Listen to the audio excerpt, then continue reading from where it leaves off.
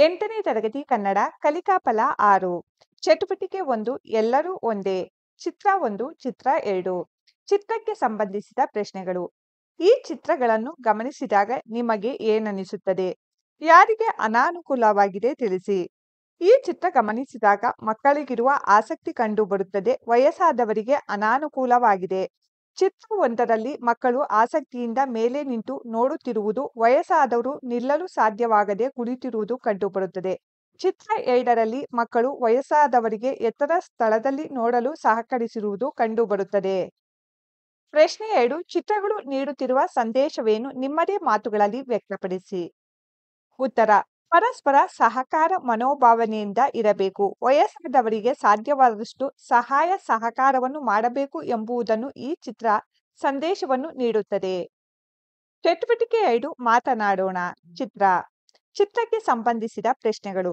ಪ್ರಶ್ನೆ 1 ಚಿತ್ರದಲ್ಲಿ ಗಮನಿಸಿದ ಅಂಶಗಳನ್ನು ನಿಮ್ಮದೇ ಮಾತುಗಳಲ್ಲಿ ವಿವರಿಸಿ ಹೇಳಿ ಇದು ಬೇಕರಿಯಲ್ಲಿನ ಚಿತ್ರವಾಗಿದೆ ಹಾಗೂ ಮಕ್ಕಳು ಸಿಹಿ ತಿಂಡಿಗಳನ್ನು ಖರೀದಿ ಮಾಡುತ್ತಿದ್ದಾರೆ ಹುಟ್ಟುಹಬ್ಬದ ಕೇಕ್ ಸಹಿತ ಈ ಚಿತ್ರದಲ್ಲಿ ಕಂಡುಬರುತ್ತದೆ ಪ್ರಶ್ನೆ 2 ಚಿತ್ರದಲ್ಲಿ ಗಮನಿಸಿದ ಸನ್ನಿವೇಶವನ್ನು ಕುರಿತು ನಿಮ್ಮ ಸಹಪಾಠಿಗಳೊಂದಿಗೆ ಚರ್ಚಿಸಿರಿ ಹುಟ್ಟುಹಬ್ಬವನ್ನು ಆಚರಿಸಲು ಸಿದ್ಧತೆ ಮಾಡುತ್ತಿರುವ ದೃಶ್ಯ ಕಾಣಬಹುದು ಎಲ್ಲರೂ ಸೇರಿಕೊಂಡು ಸಿಹಿ ತಿಂಡಿಗಳ ಭರ್ಜರಿಯಾಗಿ ಖರೀದಿಸುತ್ತಿದ್ದಾರೆ ಈ ರೀತಿಯಾಗಿ ಎಲ್ಲರೂ ಸೇರಿಕೊಂಡು ಹುಟ್ಟುಹಬ್ಬವನ್ನು ಆಚರಿಸುವುದರಿಂದ ನಮ್ಮಲ್ಲಿರುವ ಜಾತಿ ಧರ್ಮ ಲಿಂಗದ ಭೇದ ಭಾವ ದೂರ ಮಾಡಬಹುದು ಪ್ರಶ್ನೆ ಸಂಖ್ಯೆ 3 ಮೇಲಿನ ಚಿತ್ರವು ಸಾಮರಸ್ಯವನ್ನು ಮೂಡಿಸುವಲ್ಲಿ ಹೇಗೆ ಸಹಕಾರಿಯಾಗಿದೆ ಈ ಮೇಲಿನ ಚಿತ್ರದಲ್ಲಿರುವ ಬಾಲಕ ಬಾಲಿಕೆಯರು ತಮ್ಮಲ್ಲಿರತಕ್ಕಂತಹ ಲಿಂಗ ಜಾತಿ ಧರ್ಮ ವಯಸ್ಸಿನ ಭೇದ ಭಾವವನ್ನು ತೊರೆದು ಎಲ್ಲರೂ ಸೇರಿ ಬಂದಿರುವುದು ಸಾಮರಸ್ಯ ಮೂಡಿಸುವಲ್ಲಿ ಸಹಕಾರಿಯಾಗಿದೆ ಪ್ರಶ್ನೆ 4 ಈ ರೀತಿಯ ಸಾಮರಸ್ಯವನ್ನು ಮೂಡಿಸಲು ನಿಮ್ಮ ಮನೆಯಲ್ಲಿ ಶಾಲೆಯಲ್ಲಿ ನೀವು ಕೈಗೊಳ್ಳುವ ಕ್ರಮಗಳನ್ನು ಹೇಳಿರಿ ಉತ್ತರ ಶಾಲೆಯಲ್ಲಿ ವಿವಿಧ ರೀತಿಯ ಜಯಂತಿಗಳನ್ನು ಆಚರಿಸುವುದು ರಾಷ್ಟ್ರೀಯ ಹಬ್ಬಗಳನ್ನು ಆಚರಿಸುವುದರಿಂದ ಸಾಮರಸ್ಯವನ್ನು ಮೂಡಿಸಬಹುದು ಮನೆಯಲ್ಲಿ ವಿವಿಧ ರೀತಿಯ ಹಬ್ಬಗಳನ್ನು ಬೇರೆ ಬೇರೆ ಜಾತಿ ಧರ್ಮದ ಜನರನ್ನು ಸೇರಿಸಿಕೊಂಡು ಆಚರಿಸುವುದರಿಂದ ಸಹಿತ ಸಾಮರಸ್ಯ ಮೂಡಿಸಬಹುದು ಚಟುವಟಿಕೆ 3 ಜೊತೆಯಲ್ಲೇ ಆಡೋಣ ಜೊತೆಯಲ್ಲಿಯೇ ಕುಣಿಯೋಣ ಗುಂಪಿನಲ್ಲಿ ಚರ್ಚಿಸಿ ಉತ್ತರಿಸಿ ಪ್ರಶ್ನೆ 1 ನಾವೆಲ್ಲರೂ ಯಾವ ಭ್ರಮೆಯನ್ನು ಬಿಡಬೇಕು ಉತ್ತರ ನಾವೆಲ್ಲರೂ ನಾನು ಮುಂದೆ ನೀನು ಮುಂದೆ ಎಂಬ ಭ್ರಮೆಯನ್ನು ಬಿಡಬೇಕು ಪ್ರಶ್ನೆ 2 ಸಮಾನತೆಯೇ ನಮ್ಮ ತಾಯಿ ತಂದೆ ಎಂಬ ಬಗ್ಗೆ ನಿಮ್ಮ ಅನಿಸಿಕೆ ಏನು ಹೌದು ನಮ್ಮ ತಾಯಿ ತಂದೆ ನನ್ನ ಮತ್ತು ನನ್ನ ಸಹೋದರಿಯನ್ನು ಸಮಾನವಾಗಿ ನೋಡಿಕೊಳ್ಳುತ್ತಾರೆ ಸಮಾನವಾಗಿ ಬಟ್ಟೆಯನ್ನು ಕೊಡಿಸುತ್ತಾರೆ ನಮ್ಮ ತಂದೆ ತಾಯಿ ಪ್ರೀತಿ ವಾತ್ಸಲ್ಯವನ್ನು ಸಮಾನವಾಗಿ ಕೊಡುತ್ತಾರೆ ಪ್ರಶ್ನೆ 3 ಕೋಗಿಲೆಯು ಲೋಕಕ್ಕೆಲ್ಲ ಯಾವ ಸಂದೇಶವನ್ನು ಸಾರಬೇಕು ಉತ್ತರ ಕೋಗಿಲೆಯು ಅಸಮಾನತೆಯ ಸಂಕೋಲೆಯನ್ನು ಕಿತ್ತೊಗೆಯಬೇಕು ಎಂಬ ಸಂದೇಶವನ್ನು ಲೋಕಕ್ಕೆಲ್ಲ ಸಾರಬೇಕಿದೆ ಚಟುವಟಿಕೆ 4 ಹಬ್ಬಗಳ ಆಚರಣೆಯ ಬಗ್ಗೆ ಚರ್ಚಿಸೋಣ ನೀಡಿರುವ ಚಿತ್ರದಲ್ಲಿ ವ್ಯಕ್ತವಾಗಿರುವ ಅಂಶಗಳನ್ನು ಕೆಳಗಿನ ಪ್ರಶ್ನೆಗಳ ಮೂಲಕ ಚರ್ಚಿಸಿ ಬರೆಯೋಣ ಪ್ರಶ್ನೆ 1 ವಿವಿಧ ಹಬ್ಬಗಳ ಆಚರಣೆಯ ಬಗ್ಗೆ ನಿಮ್ಮ ಸ್ನೇಹಿತರೊಂದಿಗೆ ಚರ್ಚಿಸಿ ಹೇಳಿರಿ ಉತ್ತರ ಗಣೇಶೋತ್ಸವ ಮಹಾವೀರ ಜಯಂತಿ ಬುದ್ಧ ಜಯಂತಿ ರಂಜಾನ್ ದೀಪಾವಳಿ ಕ್ರಿಸ್ಮಸ್ ಮುಂತಾದ ವಿವಿಧ ಧರ್ಮದ ಹಬ್ಬಗಳು ಚಿತ್ರ ಪ್ರಶ್ನೆ 2 ವಿವಿಧ ಹಬ್ಬಗಳು ಜನರನ್ನು ಒಟ್ಟುಗೂಡಿಸುವಲ್ಲಿ ಹೇಗೆ ಪಾತ್ರವನ್ನು ವಹಿಸುತ್ತವೆ ವಿವಿಧ ಹಬ್ಬಗಳಲ್ಲಿ ಜನರು ತಮ್ಮಲ್ಲಿರುವ ಮೇಲು ಕೀಳು ಎಂಬ ಭೇದ ಭಾವವನ್ನು ತೊರೆದು ಸಂತೋಷದಿಂದ ಸೌಹಾರ್ದತೆಯಿಂದ ಎಲ್ಲರೂ ಸೇರಿಕೊಂಡು ಹಬ್ಬವನ್ನು ಮಾಡುತ್ತಾರೆ ಹಾಗಾಗಿ ವಿವಿಧ ಹಬ್ಬಗಳು ಜನರನ್ನು ಒಟ್ಟುಗೂಡಿಸುವಲ್ಲಿ ಪಾತ್ರವನ್ನು ವಹಿಸುತ್ತವೆ ಪ್ರಶ್ನೆ 3 ವಿವಿಧ ಹಬ್ಬಗಳು ಜನರ ನಡುವಿನ ಸೌಹಾರ್ದತೆಗೆ ಹೇಗೆ ಪೂರಕವಾಗಿವೆ ತರಗತಿಯಲ್ಲಿ ಚರ್ಚಿಸಿ ಉತ್ತರ ವಿವಿಧ ಹಬ್ಬಗಳಲ್ಲಿ ಜನರು ತಮ್ಮಲ್ಲಿರುವ ಲಿಂಗ ಜಾತಿ ಧರ್ಮ ಭೇದ ಭಾವ ತೊರೆದು ಸಂತೋಷದಿಂದ ಸೌಹಾರ್ದತೆಯಿಂದ ಎಲ್ಲರೂ ಸೇರಿಕೊಂಡು ಹಬ್ಬಗಳಲ್ಲಿ ಭಾಗವಹಿಸುತ್ತಾರೆ ಹಾಗಾಗಿ ವಿವಿಧ ಹಬ್ಬಗಳು ಜನರ ನಡುವಿನ ಸೌಹಾರ್ದತೆಗೆ ಪೂರಕವಾಗಿವೆ ಚಟುವಟಿಕೆ 5 ಕತೆಗೊಂದು ಸಂವೇದನೆ ಕತೆಗೆ ಸಂಬಂಧಿಸಿದ ಪ್ರಶ್ನೆಗಳು ಪ್ರಶ್ನೆ 1 ಈ ಕತೆ ನಿಮಗೆ ಇಷ್ಟವಾಗಲು ಕಾರಣವೇನು ವಿವರಿಸಿ ಉತ್ತರ ಒಬ್ಬ ರೈತನು ಹೋರಿಯನ್ನು ಹಗ್ಗ ಕಟ್ಟಿ ಬಲವಂತವಾಗಿ ಎಳೆದೊಯ್ಯುತ್ತಿದ್ದಾಗ ಶಿಕ್ಷಕರು ರೈತನಿಗೆ ಉತ್ತಮ ಸಲಹೆ ನೀಡಿದ್ದು ನನಗೆ ಈ ಕಥೆಯಲ್ಲಿ ಇಷ್ಟವಾಯಿತು ಪ್ರಶ್ನೆ 2. ನೀವು ನಿಮ್ಮ ಜೀವನದಲ್ಲಿ ನೋಡಿದ ಘಟನೆಯನ್ನು ಕಥೆ ರೂಪದಲ್ಲಿ ಬರೆಯಿರಿ. ನಾನು ನನ್ನ ಜೀವನದಲ್ಲಿ ನೋಡಿದ ಘಟನೆ. ಒಂದು ದಿನ ನಮ್ಮ ಮನೆಯ ಮುಂದೆ ಇರುವ ಬಾವಿಯಲ್ಲಿ ಒಂದು ನಾಗರಹಾವು ಬಿದ್ದಿತ್ತು. ಅದನ್ನು ನೋಡಿದ ನಾವೆಲ್ಲ ತುಂಬಾ ಭಯಗೊಂಡೆವು. ಅದನ್ನು ಹೇಗೆ ಮೇಲೆ ತರುವುದು ಎಂದು ಯೋಚಿಸುತ್ತಿದ್ದೆವು. ಅಲ್ಲಿದ್ದವರು ಒಬ್ಬೊಬ್ಬರು ಒಂದೊಂದು ಸಲಹೆ ನೀಡುತ್ತಿದ್ದರು. ಆದರೆ ಅದು ನಮಗೆ ಪ್ರಯೋಜನವಾಗುತ್ತದೆ ಎನಿಸುತ್ತಿರಲಿಲ್ಲ. ಆಗ ಅಲ್ಲಿಗೆ ಬಂದ ನಮ್ಮ ಅಜ್ಜಿ ಒಂದು ಉಪಾಯ ಹೇಳಿದರು. ಒಂದು ಮಕ್ಕಳಿಗೆ ಎರಡು ಬದಿಯಲ್ಲಿ ಹಗ್ಗ ಕಟ್ಟಿ ಬಾವಿಯೊಳಗೆ ಬಿಟ್ಟು ಒಂದೆರಡು ಗಂಟೆಯ ನಂತರ ನೋಡಿದರೆ ಹಾವು ಬಂದು ಕುಳಿತುಕೊಳ್ಳುತ್ತದೆ. ನಂತರ ಮೇಲೆತ್ತಿ ಬಿಡಬಹುದು ಎಂದು ಸಲಹೆ ನೀಡಿದರು. ಅದು ನಮಗೆಲ್ಲ ಸರಿ ಅನಿಸಿತು. ಹಾಗೆ ಮಾಡಿದೆವು. ನಮ್ಮ ಪ್ರಯತ್ನ ಯಶಸ್ವಿಯಾಯಿತು ಹಾಗೂ ಆ ನಾಗರ ಹಾವು ಬದುಕುಳಿಯಿತು. ಪ್ರಶ್ನೆ 3. ನಿಮ್ಮ ಸುತ್ತಮುತ್ತಲಿನ ಪರಿಸರದಲ್ಲಿ ಯಾವುದಾದರೊಂದು ಸನ್ನಿವೇಶ ಕಂಡು ಬಂದಿರುವ ಅದರ ಬಗ್ಗೆ ನಿಮ್ಮ ಅನಿಸಿಕೆಯನ್ನು ಸಹಪಾಠಿಗಳೊಂದಿಗೆ ಹಂಚಿಕೊಂಡು ಚರ್ಚಿಸಿ. ನಮ್ಮ ಮನೆ ಹಿಂಭಾಗದಲ್ಲಿ ಒಂದು ಸರ್ಕಾರಿ ಜಾಗವಿದೆ. ಆ ಮಾರ್ಗದಲ್ಲಿ ಕಾರಿನಲ್ಲಿ ಹೋಗುವ ಅನೇಕರು ಕಸ ತುಂಬಿದ ಕವರ್ಗಳನ್ನು ಅಲ್ಲಿ ಎಸೆದು ಹೋಗುತ್ತಾರೆ. ದಿನನಿತ್ಯ ಕಸವನ್ನು ಸಂಗ್ರಹಿಸುವ ಗಾಡಿ ಬಂದರೂ ಸಹ ಅವರು ಈ ರೀತಿ ರಸ್ತೆಯಲ್ಲಿ ಕಸವನ್ನು ಎಸೆಯುತ್ತಾರೆ. ಏಕೆಂದರೆ ಅವರಿಗೆ ಹಸಿ ಕಸ, ಒಣ ಕಸ ವಿಂಗಡಿಸುವ ಬದಲು ಈ ಸರ್ಕಾರಿ ಜಾಗದಲ್ಲಿ ಎಸೆಯುವುದು ತುಂಬಾ ಸುಲಭವಾಗಿದೆ. ಇಂತಹ ತಪ್ಪುಗಳನ್ನು ವಿದ್ಯಾವಂತರಾದವರೇ ಮಾಡುತ್ತಿದ್ದಾರೆ. ಇದರಿಂದ ಇಲ್ಲಿ ವಾಸಿಸುತ್ತಿರುವ ನಮಗೆ ತುಂಬಾ ತೊಂದರೆಯಾಗುತ್ತಿದೆ. ಇಂತಹ ತಪ್ಪು ಮಾಡುವವರಿಗೆ ಕಠಿಣ ಶಿಕ್ಷೆ ಆಗಬೇಕು.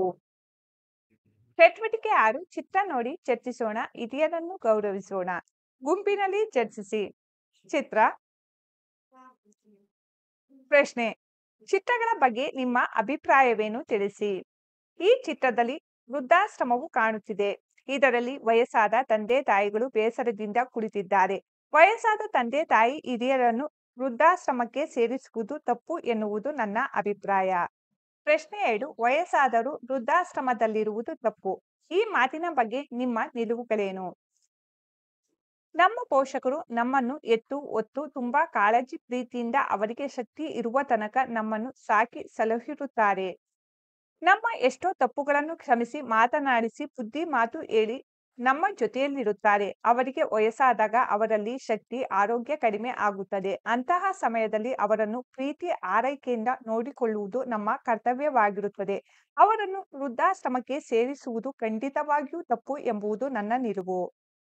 ಚಟುವಟಿಕೆ 7. ಕೌಟುಂಬಿಕ ಮೌಲ್ಯ ಅರಿಯೋಣ. ಚಿತ್ರಗಳಲ್ಲಿರುವ ಕುಟುಂಬಗಳಲ್ಲಿ ನೀವು ಯಾವ ಕುಟುಂಬದಲ್ಲಿ ಇರಲು ಇಷ್ಟಪಡುತ್ತೀರಾ ಎಂಬುದಕ್ಕೆ ನಿಮ್ಮ ಕಾರಣಗಳನ್ನು ಪಟ್ಟಿ ಮಾಡಿರಿ.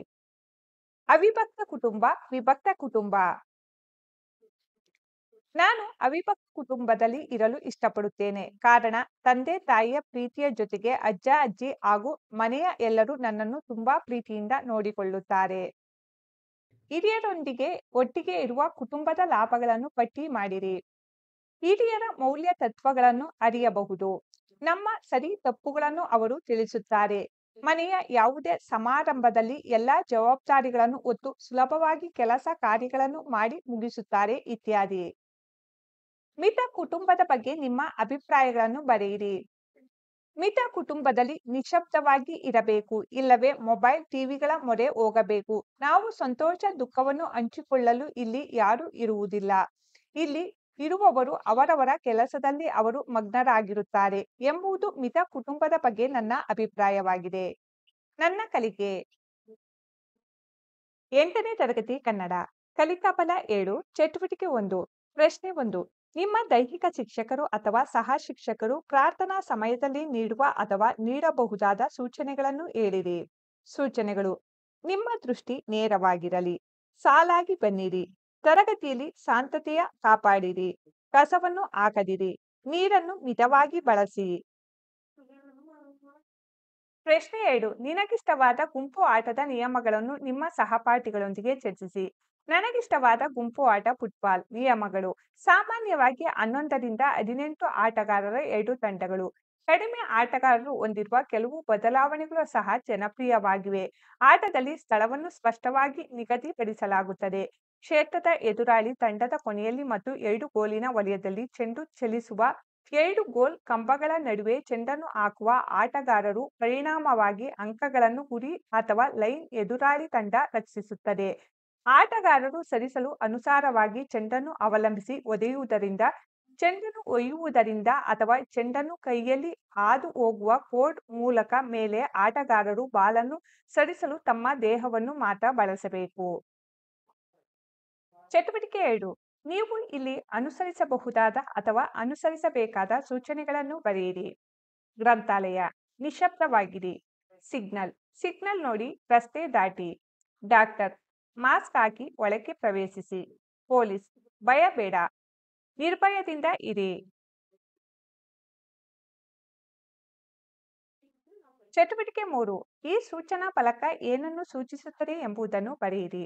ಸೂಚನಾ ಫಲಕ: ನಿಶ್ಶಬ್ದವಾಗಿರಿ, ಪಾದರಕ್ಷೆಗೆ ಪ್ರವೇಶವಿಲ್ಲ, ಶಬ್ದ ಮಾಡಬೇಡಿ, ಓಡಬೇಡಿ, ಧೂಮಪಾನ ನಿಷೇಧಿಸಿದೆ, ಪ್ರಾಣಿಗಳಿಗೆ ಪ್ರವೇಶವಿಲ್ಲ, ಶಬ್ದ ಬೇಡ, ಶಾಂತವಾಗಿರಿ, ಮೊಬೈಲ್ ಬಳಕೆ ನಿಷೇಧಿಸಿದೆ. ಚಟುವಟಿಕೆ 4. ವಾಕ್ಯ ಓದಿ ಸೂಕ್ತವಾದ ಸೂಚನೆಗಳನ್ನು ಖಾಲಿ ಜಾಗದಲ್ಲಿ ಆರಿಸಿ ಬರೆಯಿರಿ. ವಾಕ್ಯ: ಒಮ್ಮೆ ನಾನು ಅಪ್ಪನ ಜೊತೆ ಕಾರ್ಗೆ ಪೆಟ್ರೋಲ್ ಹಾಕಿಸಲು ಪೆಟ್ರೋಲ್ ಬಂಕ್ಗೆ ಹೋಗಿದ್ದೆನು. ಅಲ್ಲಿ ನಾನು ನೋಡಿದ ಸೂಚನಾ ಫಲಕ ಹೀಗಿತ್ತು. ಸರಿಯಾದ ಆಯ್ಕೆ ಮೊಬೈಲ್ ನಿಷೇಧಿಸಿದೆ. ವಾಕ್ಯ 2. ಶಾಲಾ ಶೈಕ್ಷಣಿಕ ಪ್ರವಾಸದಲ್ಲಿ ನಾವೆಲ್ಲ ಐತಿಹಾಸಿಕ ಸ್ಥಳ ಹಂಪಿಯನ್ನು ನೋಡಲು ಹೋಗಿದ್ದಾಗ ಅಲ್ಲಲ್ಲಿ ಕಂಡ ಸೂಚನಾ ಫಲಕದಲ್ಲಿದ್ದ ಸಾಲುಗಳು ಹೀಗಿದ್ದವು. ಸರಿಯಾದ ಆಯ್ಕೆ 2. ಐತಿಹಾಸಿಕ ಸ್ಮಾರಕಗಳನ್ನು ರಕ್ಷಿಸು. ವಾಕ್ಯ 3. ಭಾನುವಾರ ಸ್ನೇಹಿತರೊಡನೆ ಮೈಸೂರು ಪ್ರಾಣಿ ಸಂಗ್ರಹಾಲಯ ನೋಡಲು ಹೋಗಿದ್ದೆನು. ಅಲ್ಲಿನ ಸಿಬ್ಬಂದಿಯು ನನ್ನ ಸಹಪಾಠಿಗಳಿಗೆ ಆಕ್ಷೇಪಣೆ ಮಾಡಿದ್ದು ಈ ತಪ್ಪಿಗಾಗಿ.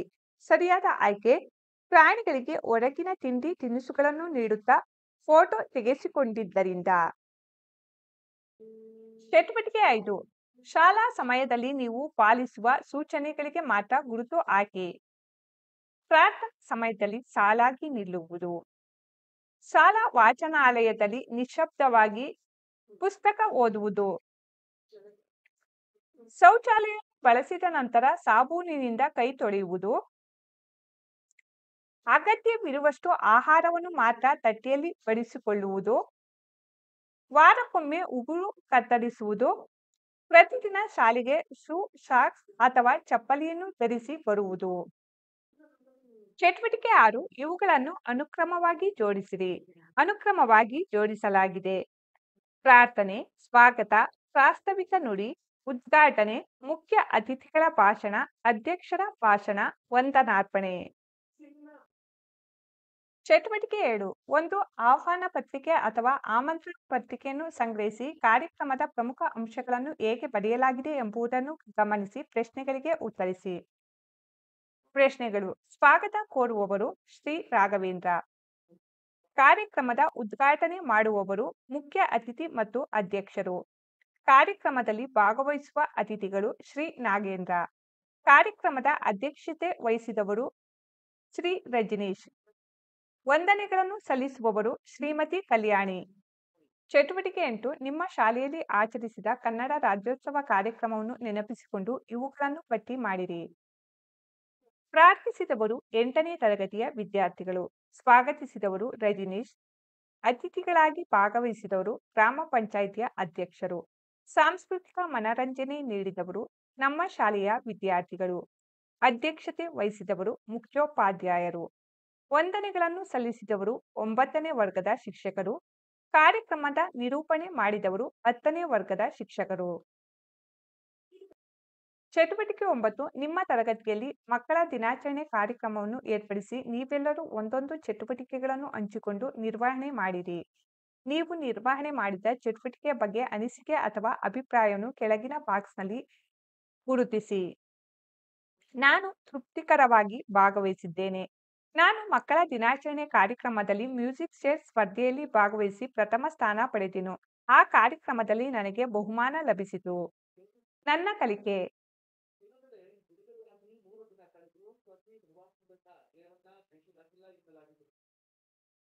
8ನೇ ತರಗತಿ ಕನ್ನಡ ಕಲಿಕಾ ಫಲ 8. ವಿವಿಧ ಉದ್ದೇಶಗಳಿಗಾಗಿ ಓದುವಾಗ ಮತ್ತು ಬರೆಯುವಾಗ ಬಳಸಲಾಗುವ ಲೇಖನ ಚಿಹ್ನೆಗಳನ್ನು ಗುರುತಿಸಿ ಅರ್ಥೈಸಿಕೊಂಡು ಬಳಸುತ್ತಾರೆ. ಬರಹದ ಉದ್ದೇಶಕ್ಕನುಸಾರ ಭಾವಪೂರ್ಣ ಅಭಿವ್ಯಕ್ತಿ ಶೈಲಿ ರೂಢಿಸಿಕೊಳ್ಳುತ್ತಾರೆ. ಚಟುವಟಿಕೆ 1. ಚಿಹ್ನೆ ಬಳಸಿ ಅರ್ಥ ತಿಳಿಯೋಣ ಜಾಣ.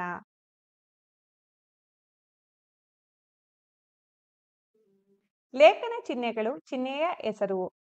ಪ್ರಶ್ನಾರ್ಥಕ ಚಿಹ್ನೆ, ಅಲ್ಪ ವಿರಾಮ ಚಿಹ್ನೆ, ಅರ್ಧ ವಿರಾಮ ಚಿಹ್ನೆ, ವಿವರಣಾತ್ಮಕ ಚಿಹ್ನೆ, ವಾಕ್ಯ ವೇಷ್ಟನ ಚಿಹ್ನೆ, ಉದ್ಧರಣ ಚಿಹ್ನೆ, ಭಾವಸೂಚಕ ಚಿಹ್ನೆ. ಚಟುವಟಿಕೆ 2, ಹೇಳಿಕೆಗೊಂದು ಚಿಹ್ನೆ ನೀಡಿ. ಕೆಳಗಿನ ಹೇಳಿಕೆಗಳನ್ನು ಓದಿ ಅದಕ್ಕೆ ಸರಿ ಹೊಂದುವ ಲೇಖನ ಚಿಹ್ನೆಗಳನ್ನು ಬರೆದು ಹೆಸರಿಸಿ. ಸೂಚನೆಗಳು: ಯಾವ ಚಿಹ್ನೆಯನ್ನು ಯಾವ ಸಂದರ್ಭದಲ್ಲಿ ಬಳಸಬೇಕು ಬರೆಯಿರಿ. ಪೂರ್ಣ ವಿರಾಮ ಚಿಹ್ನೆ, ಒಂದು ಪೂರ್ಣ ಕ್ರಿಯೆಯಿಂದ ಕೂಡಿದ ವಾಕ್ಯದ ಕೊನೆಯಲ್ಲಿ ಈ ಪೂರ್ಣ ವಿರಾಮ ಚಿಹ್ನೆಯನ್ನು ಬಳಸಬೇಕು. ಉದಾಹರಣೆಗೆ, ವಿದ್ಯಾರ್ಥಿಗಳು ಪದ್ಯವನ್ನು ಆಡುತ್ತಾರೆ. 2 ಅಲ್ಪ ವಿರಾಮ ಚಿಹ್ನೆ, ಸಂಬೋಧನೆಯ ಮುಂದೆ ಹಾಗೂ ಕರ್ತೃ, ಕರ್ಮ, ಕ್ರಿಯಾಪದಗಳಿಗೆ ಬೇರೆ ಬೇರೆ ವಿಶೇಷಣಗಳು ಬರುವಾಗ ಕೊನೆಯ ವಿಶೇಷಣ ಬಿಟ್ಟು ಉಳಿದವುಗಳ ಮುಂದೆ ಅಲ್ಪ ವಿರಾಮ ಬಳಸಬೇಕು. ಉದಾಹರಣೆಗೆ, ಬಟ್ಟೆ, ಗಿರಣಿ, ರಟ್ಟು, ಪೆನ್ಸಿಲ್, ಬೆಂಕಿ, ಕಡ್ಡಿ. ಅರ್ಧ ವಿರಾಮ ಚಿಹ್ನೆ, ಅನೇಕ ಉಪವಾಕ್ಯಗಳು ಒಂದು ಪ್ರಧಾನ ವಾಕ್ಯಕ್ಕೆ ಅಧೀನವಾಗಿದ್ದಾಗ ಉಪವಾಕ್ಯಗಳು ಮುಗಿದಾಗಲೆಲ್ಲ ಈ ಚಿಹ್ನೆಯನ್ನು ಬಳಸಲಾಗುವುದು. ಉದಾಹರಣೆಗೆ, ತಾವು ಕಡಿಮೆ ಮಾತನಾಡಿದ್ದೀರಿ, ಹೆಚ್ಚು ಕೆಲಸ ಮಾಡಿದ್ದೀರಿ. ವಿವರಣಾತ್ಮಕ ಚಿಹ್ನೆ, ಒಂದು ಅಭಿಪ್ರಾಯದ ವಿವರಣೆ ಮುಂದೆ ತಿಳಿಸಿದಂತೆ ಇದೆ ಎಂದು ತೋರಿಸುವ ಸಂದರ್ಭದಲ್ಲಿ ಈ ಚಿಹ್ನೆ ಬಳಸಲಾಗುತ್ತದೆ. ಉದಾಹರಣೆಗೆ, ಪಂಚಮಹಾವಾದ್ಯಗಳು, ತಾಳ, ಅಳಗ, ಗಂಟೆ, ಮೌರಿ, ಸನಾದಿ. 5 ವಾಕ್ಯ ವೇಷ್ಟನ ಚಿಹ್ನೆ, ಪಾರಿಭಾಷಿಕ ಪದಗಳನ್ನು ಬಳಸುವಾಗ, ಅನ್ಯ ಭಾಷೆಯ ಪದಗಳನ್ನು ಬಳಸುವಾಗ, ಪ್ರಮುಖ ಪದಗಳನ್ನು ಸೂಚಿಸುವಾಗ ಈ ಚಿಹ್ನೆಯನ್ನು ಬಳಸಲಾಗುವುದು. ಉದಾಹರಣೆಗೆ, ಕನ್ನಡ ಭಾಷೆಯಲ್ಲಿ ಇಂಗ್ಲಿಷ್, ಪರ್ಷಿಯನ್, ಪೋರ್ಚುಗೀಸ್ ಭಾಷೆಯ ಪದಗಳನ್ನು ಬಳಸಲಾಗುತ್ತದೆ. 6 ಪ್ರಶ್ನಾರ್ಥಕ ಚಿಹ್ನೆ, ಪ್ರಶ್ನೆ ರೂಪದ ಪದ ಮತ್ತು ವಾಕ್ಯದ ಮುಂದೆ ಪ್ರಶ್ನಾರ್ಥಕ ಚಿಹ್ನೆಯನ್ನು ಬಳಸಲಾಗುವುದು. ಉದಾಹರಣೆಗೆ, ದಾಸರಥಿ ಯಾರು. 7 ಭಾವಸೂಚಕ ಚಿಹ್ನೆ, ಹರ್ಷ, ಆಶ್ಚರ್ಯ, ಸಂತೋಷ, ವಿಷಾದ, ದುಃಖ ಮುಂತಾದ ಭಾವನೆಗಳನ್ನು ಸೂಚಿಸುವ ಪದಗಳ ಮುಂದೆ ಈ ಚಿಹ್ನೆಯನ್ನು ಬಳಸಲಾಗುವುದು. ಉದಾಹರಣೆಗೆ, ಅಯ್ಯೋ, ಹೀಗಾಗಬಾರದಿತ್ತು. 8 ಆವರಣ ಚಿಹ್ನೆ, ಒಂದು ಪದವನ್ನು ವಾಕ್ಯವನ್ನು ಹೇಳಿ ಅದಕ್ಕೆ ಸಮಾನಾರ್ಥಕ ಪದವನ್ನು ವಾಕ್ಯವನ್ನು ಹೇಳುವಾಗ ಈ ಚಿಹ್ನೆಯನ್ನು ಬಳಸಲಾಗುತ್ತದೆ. ಉದಾಹರಣೆಗೆ, ನೀರನ್ನು ವಿಭಜಿಸಿದರೆ ಆಮ್ಲಜನಕ ಅಂದರೆ ಆಕ್ಸಿಜನ್, ಜಲಜನಕ ಅಂದರೆ ಹೈಡ್ರೋಜನ್ಗಳು ಉತ್ಪತ್ತಿಯಾಗುತ್ತವೆ. ಚಟುವಟಿಕೆ 3 ಗುಂಪಿನಾಟ ಚಿಹ್ನೆ ಪಾಠ. ಸುಳಿವು ತಿಳಿದು ಚಿಹ್ನೆ ತಿಳಿಸಿ. 1 ಒಂದೇ ವಾಕ್ಯವನ್ನು ಮುಂದುವರೆದು ಬರೆಯುವಾಗ ಬಳಸುವರು. ಅಲ್ಪ ವಿರಾಮ ಚಿಹ್ನೆ. 2 ಬರೆದ ಪದದ ಅರ್ಥ ತಿಳಿಸಲು ಬಳಸುವರು. ಆವರಣ ಚಿಹ್ನೆ.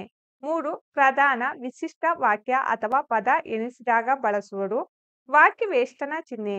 4 ಮನದ ಭಾವನೆಗಳನ್ನು ಬರೆದರೆ ಬಳಸುವರು. ಭಾವಸೂಚಕ ಚಿಹ್ನೆ. 5 ಪ್ರಶ್ನೆ ಮಾಡಿದರೆ ಇದನ್ನೇ ಬಳಸುವರು. ಪ್ರಶ್ನಾರ್ಥಕ ಚಿಹ್ನೆ. 6 ಇನ್ನೊಬ್ಬರ ಮಾತು ನನ್ನದಲ್ಲ ಎಂದಾಗ ಬಳಸುವರು. ವಾಕ್ಯ ವೇಷ್ಟನ ಚಿಹ್ನೆ. 7 ವಿವರಣೆ ಬೇಕಾದಲ್ಲಿ ಬಳಸಿ ಬರೆಯುವರು. ವಿವರಣೆ ಚಿಹ್ನೆ. 8 ವಾಕ್ಯದ ಕೊನೆಯಲ್ಲಿ ಬಳಸಲೇಬೇಕಿದೆ. ಪೂರ್ಣ ವಿರಾಮ ಚಿಹ್ನೆ. 9 ಒಂದೇ ಅರ್ಥ ನೀಡುವ 2 ಬೇರೆ ಬೇರೆ ವಾಕ್ಯಗಳ ಮಧ್ಯೆ ಬಳಸಬೇಕು. ಅರ್ಧ ವಿರಾಮ ಚಿಹ್ನೆ. ಚಟುವಟಿಕೆ 4 ಸೂಚನೆ. 1 ಈ ಮೇಲಿನ ಪಠ್ಯವನ್ನು ಲೇಖನ ಚಿಹ್ನೆ ಆಧರಿಸಿ ಓದಲು ಅಭ್ಯಾಸ ಮಾಡಿ. 2 ಈ ಪಠ್ಯದಲ್ಲಿ ಬಳಕೆಯಾಗಿರುವ ಲೇಖನ ಚಿಹ್ನೆಗಳನ್ನು ಗಮನಿಸಿ ಅವುಗಳ ಇರುವಿಕೆ ಅಥವಾ ಇಲ್ಲದಿರುವಿಕೆಯ ಸಂದರ್ಭದಲ್ಲಿ ಆಗುವ ಅರ್ಥಗ್ರಹಿಕೆಯ ಗೊಂದಲವನ್ನು ಪರಿಶೀಲಿಸಿ. 3 ಈ ಪಠ್ಯದಲ್ಲಿ ಬಳಕೆಯಾಗಿರುವ ಲೇಖನ ಚಿಹ್ನೆ ಇಲ್ಲದೆ ಓದಿ. ಚಟುವಟಿಕೆ 5 ನಿಮ್ಮ ಗಾದೆಗೆ ನಮ್ಮ ಚಿಹ್ನೆ. ಈ ಕೆಳಗಿನ ಗಾದೆಗಳಿಗೆ ಸೂಕ್ತ ಲೇಖನ ಚಿಹ್ನೆ ಬಳಸಿ ಮತ್ತೆ ಬರೆಯಿರಿ. 1 ಗಿಡವಾಗಿ ಬಗ್ಗದ್ದು ಮರವಾಗಿ ಬಗ್ಗಿತೆ. 2 ಬೆಳೆಯುವ ಸಿರಿ ಮೊಳಕೆಯಲ್ಲಿ ಕಾಣು. 3 ಕುಂಬಾರನಿಗೆ ವರ್ಷ, ದೊಣ್ಣೆಗೆ ನಿಮಿಷ. 4 ಗೂಡು ಉಪಕಾರ ಅರಿಯದು, ಹೆಣ ಶೃಂಗಾರ ಅರಿಯದು. 5 ಕೈ ಕೆಸರಾದರೆ ಬಾಯಿ ಮೊಸರು. 6 ತಾಯಿಯಂತೆ ಮಗಳು, ನೂಲಿನಂತೆ ಸೀರೆ. ಚಟುವಟಿಕೆ 6 ಭಾವನೆಗೊಂದು ಚಿಹ್ನೆ.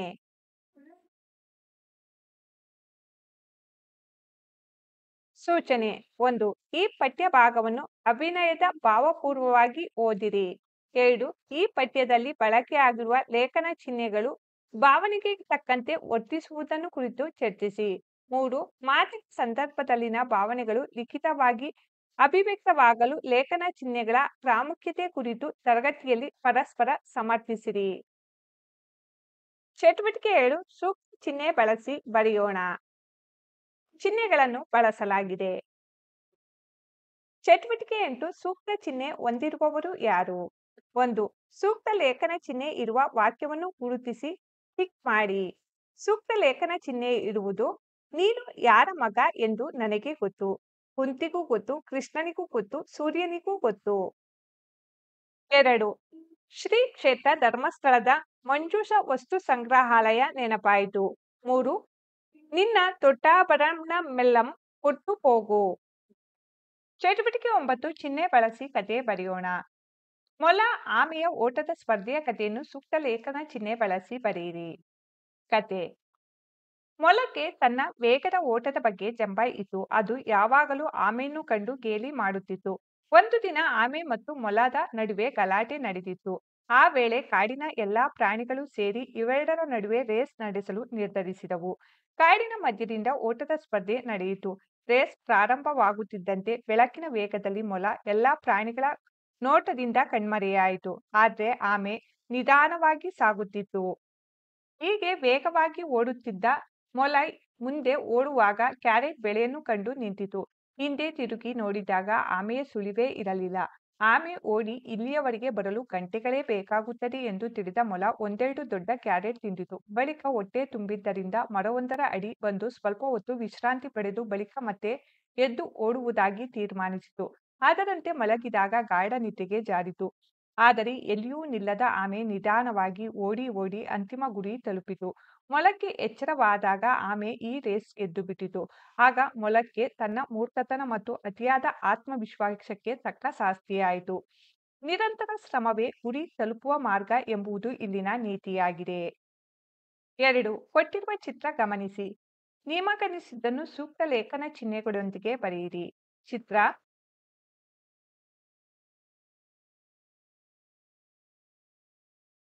ನನಗನಿಸಿದ ಕತೆ.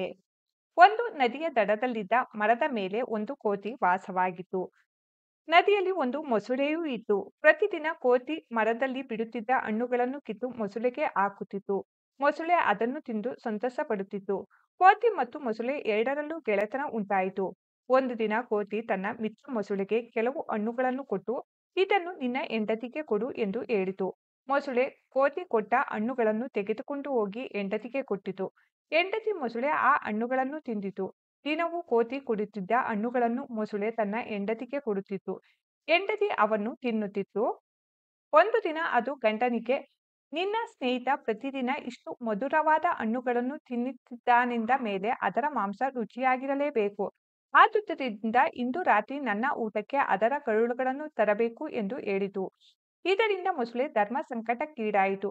ಒಂದು ಕಡೆ ಹೆಂಡತಿಯ ಮೇಲೆ ಪ್ರೀತಿ, ಇನ್ನೊಂದು ಕಡೆ ಮಿತ್ರನ ಮೇಲೆ ಪ್ರೀತಿ. ಹೆಂಡತಿಗೆ ಕೋತಿಯನ್ನು ಮಾತ್ರ ಕೊಲ್ಲಲು ಹೇಳಬೇಡ ಎಂದು ಎಷ್ಟು ಹೇಳಿ ನೋಡಿತು. ಆದರೆ ಹೆಂಡತಿ ಪಟ್ಟು ಬಿಡಲಿಲ್ಲ. ಅನ್ಯ ಮಾರ್ಗ ಕಾಣದೆ ಮೊಸಳೆ ಕೋತಿಯನ್ನು ತನ್ನ ಮನೆಗೆ ಆಹ್ವಾನಿಸಿತು. ತನ್ನ ಹೆಂಡತಿ ನಿನ್ನನ್ನು ಕಾಣಲು ಆಸೆ ಪಟ್ಟಿದ್ದಾಳೆ ಎಂದು ಹೇಳಿ ತನ್ನ ಬೆನ್ನ ಮೇಲೆ ಕೂರಿಸಿಕೊಂಡು ಕರೆದೊಯ್ಯಿತು. ದಾರಿಯಲ್ಲಿ ಮೊಸಳೆ ದುಃಖ ತಡೆಯಲಾರದೆ ಕೋತಿಗೆ ತಾನು ಕರೆದೊಯ್ಯುತ್ತಿರುವ ಕಾರಣ ಹೇಳಿತು.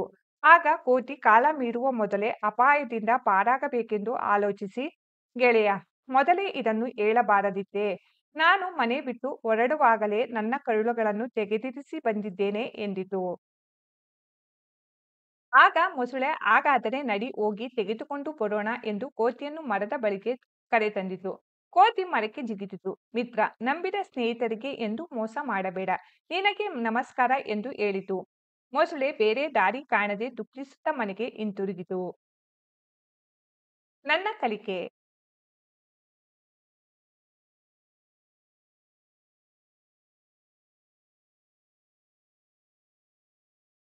8ನೇ ತರಗತಿ ಕನ್ನಡ. ಕಲಿಕಾ ಫಲ 9. ಚಟುವಟಿಕೆ 1. ನುಡಿ ವಿಶೇಷತೆ. 1. ನೀಡಿರುವ ಸನ್ನಿವೇಶ ಓದಿ ಸನ್ನಿವೇಶದಲ್ಲಿ ಅಡಿಕೆರೆ ಎಳೆದ ಪದಗಳನ್ನು ಬರೆದು ಆ ಪದಗಳ ವಿಶಿಷ್ಟತೆಯನ್ನು ಚರ್ಚಿಸಿ. ರಾಮಕ್ಕನ ಪಾಡು. ಅಡಿಕೆರೆ ಎಳೆದ ಪದಗಳನ್ನು ಪಟ್ಟಿ ಮಾಡಲಾಗಿದೆ. ತಲೆ ಮೇಲೆ ಕೈ ಹೊತ್ತು ಕೂತನು, ಕರುಳು ಹಿಂಡಿದಂತಾಗಿ ಸಿಗಿದು ತೋರಣ ಕಟ್ಟುತ್ತೇನೆ, ಹಲ್ಲು ಮಸೆಯುತ್ತಿರುವಾಗ ಹೊಟ್ಟೆ ಮೇಲೆ ಹೊಡೆಯುವುದೆಂದರೆ. ಚಟುವಟಿಕೆ 2. ನನ್ನದೊಂದು ಸಂಭಾಷಣೆ. ನೀಡಿರುವ ಚಿತ್ರವನ್ನು ಗಮನಿಸಿ ಅಲ್ಲಿ ನಡೆದಿರುವಂತಹ ಸಂಭಾಷಣೆಯನ್ನು ನುಡಿಗಟ್ಟುಗಳನ್ನು ಬಳಸಿ ಬರೆಯಿರಿ. ಚಿತ್ರ, ಸಂಭಾಷಣೆ. ಚಟುವಟಿಕೆ 3 ನಾವು ಯಾರು. ಅಂಕಣದಲ್ಲಿರುವ ಪದಗಳಲ್ಲಿ ಸಂಸ್ಕೃತ ಪದಗಳನ್ನು ಮಾತ್ರ ಆರಿಸಿ ಬರೆಯಿರಿ. ಆರಿಸಿದ ಸಂಸ್ಕೃತ ಪದಗಳು ಶಾಲೆ, ಸಂತೋಷ, ಪರ್ವ, ಕಾವ್ಯ, ಚಂದಿರ, ವಿದ್ಯೆ, ಧ್ವನಿ, ಮಾಲಾ. ಚಟುವಟಿಕೆ 4 ಕನ್ನಡಿಗರಾಗೋಣ. 3ರ ಚಟುವಟಿಕೆಯಲ್ಲಿ ನೀವು ಪಟ್ಟಿ ಮಾಡಿರುವ ಸಂಸ್ಕೃತ ಪದಗಳನ್ನು ಬರೆದು ಅವುಗಳನ್ನು ಕನ್ನಡ ಪದವಾಗಿ ಬದಲಾಯಿಸಿ ನೀಡಿರುವ ಕೋಷ್ಟಕದಲ್ಲಿ ಬರೆಯಿರಿ. ಸಂಸ್ಕೃತ ಪದಗಳು ಕನ್ನಡ ಪದಗಳು: ಶಾಲೆ, ಶಾಲಾ, ಕಾವ್ಯ, ಕಬ್ಬ, ವಿದ್ಯೆ, ಬಿಜ್ಜೆ, ಕೀರ್ತಿ, ಕೀರುತಿ, ಸಂತೋಷ, ಸಂತಸ, ಧ್ವನಿ, ದನಿ, ಪರ್ವ, ಹಬ್ಬ, ಯುದ್ಧ, ಜುದ್ಧ, ಚಂದಿರ, ಚಂದ್ರ. ಚಟುವಟಿಕೆ 5 ನಮ್ಮನ್ನು ಗಮನಿಸಿ. ನೀಡಿರುವ ಪದಗಳನ್ನು ಸೂಕ್ಷ್ಮವಾಗಿ ಗಮನಿಸಿ ಆ ಪದಗಳಲ್ಲಾಗಿರುವ ಬದಲಾವಣೆಗಳನ್ನು ಕುರಿತು ಶಿಕ್ಷಕರೊಡನೆ ಚರ್ಚಿಸಿ ಇಂತಹ ಇನ್ನಷ್ಟು ಪದಗಳನ್ನು ಪಟ್ಟಿ ಮಾಡಿ. ಸಂಸ್ಕೃತ ಪದಗಳು ಕನ್ನಡ ಪದಗಳು: ಸಂಸ್ಕೃತ ಪದಗಳು ವರ್ಣ, ಅಡವಿ, ವರ್ಷ, ಚಂಪಕ, ಯಮ, ಪಾಲು. ಕನ್ನಡ ಪದಗಳು ಬಣ್ಣ, ಅಟವಿ, ವರುಷ, ಸಂಪಿಗೆ, ಜಾವ, ಹಾಲು. ನಾನು ಪಟ್ಟಿ ಮಾಡಿರುವ ಪದಗಳು: ಆರ್ಯ, ಅಜ್ಜ, ಕಾರ್ಯ, ಕಜ್ಜ, ಚಂದ್ರ, ಚಂದಿರ, ನಿತ್ಯ, ನಿಚ್ಚ, ಪದ್ಮ, ಪದುಮ, ಭಕ್ತಿ, ಬಕುತಿ.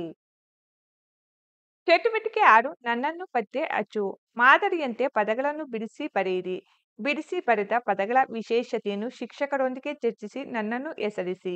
ಮಾದರಿ: ಮರದಲ್ಲಿ, ಮರದ ಪ್ಲಸ್ ಅಲ್ಲಿ. ಪದಗಳು: ತೋಟವನ್ನು, ತೋಟ ಪ್ಲಸ್ ಅನ್ನು, ತೋಟದಿಂದ, ತೋಟ ಪ್ಲಸ್ ಇಂದ, ತೋಟಕ್ಕೆ, ತೋಟ ಪ್ಲಸ್ ಗೆ, ತೋಟದ ದೆಸೆಯಿಂದ, ತೋಟದ ಪ್ಲಸ್ ದೆಸೆಯಿಂದ, ತೋಟದ, ತೋಟ ಪ್ಲಸ್ ಆ, ತೋಟದಲ್ಲಿ, ತೋಟ ಪ್ಲಸ್ ಅಲ್ಲಿ. ಈ ಪದಗಳನ್ನು ಮೇಲಿನಂತೆ ಬರೆಯಲು ಪ್ರಯತ್ನಿಸಿ. ಊರು, ಊರನ್ನು, ಊರು ಪ್ಲಸ್ ಅನ್ನು, ಊರಿಂದ, ಊರು ಪ್ಲಸ್ ಇಂದ, ಊರಿನ ದೆಸೆಯಿಂದ, ಊರು ಪ್ಲಸ್ ದೆಸೆಯಿಂದ, ಊರಿನ, ಊರು ಪ್ಲಸ್ ಆ, ಊರಿನಲ್ಲಿ, ಊರು ಪ್ಲಸ್ ಅಲ್ಲಿ. ಕಾರು, ಕಾರನ್ನು, ಕಾರು ಪ್ಲಸ್ ಅನ್ನು, ಕಾರಿನಿಂದ, ಕಾರು ಪ್ಲಸ್ ಇಂದ, ಕಾರಿನ ದೆಸೆಯಿಂದ, ಕಾರು ಪ್ಲಸ್ ದೆಸೆಯಿಂದ, ಕಾರಿನ, ಕಾರು ಪ್ಲಸ್ ಆ, ಕಾರಿನಲ್ಲಿ, ಕಾರು ಪ್ಲಸ್ ಅಲ್ಲಿ. ಚಟುವಟಿಕೆ 7 ಕೂಡಿಸು. ಬಿಡಿಸಿರುವ ಪದಗಳನ್ನು ಕೂಡಿಸಿ ಪದ ಬರೆಯಿರಿ. ಪದಗಳು ಕೂಡಿಸಿ ಬರೆದಾಗ: ಮಾತು ಪ್ಲಸ್ ಇಲ್ಲ, ಮಾತಿಲ್ಲ. ಮನೆ ಪ್ಲಸ್ ಅನ್ನು, ಮನೆಯನ್ನು. ಹುಲ್ಲು ಪ್ಲಸ್ ಕಾವಲು, ಹುಲ್ಲುಗಾವಲು. ನಿಮಿಷ ಪ್ಲಸ್ ಆಗಿದೆ, ನಿಮಿಷವಾಗಿದೆ.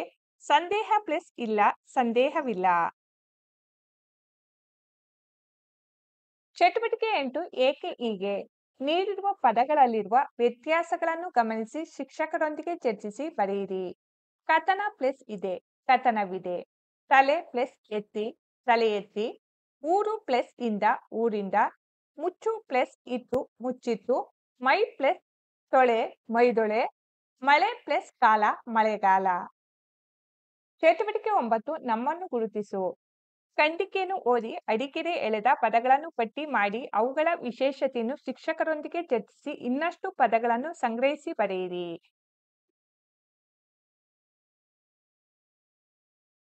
ಪಟ್ಟಿ ಮಾಡಿದ ಪದಗಳು: ಬೆಳ್ಳಂಬೆಳಗ್ಗೆ, ಗಡಿಬಿಡಿ, ತಿಂಡಿ ತೀರ್ಥ, ಸರಸರ, ಗ್ರಾಚಾರ ಗೀಚಾರ, ಹಚ್ಚ ಹಸಿರು, ನಳನಳಿ, ದೊಪ್ಪನೆ, ಕಳವಳ.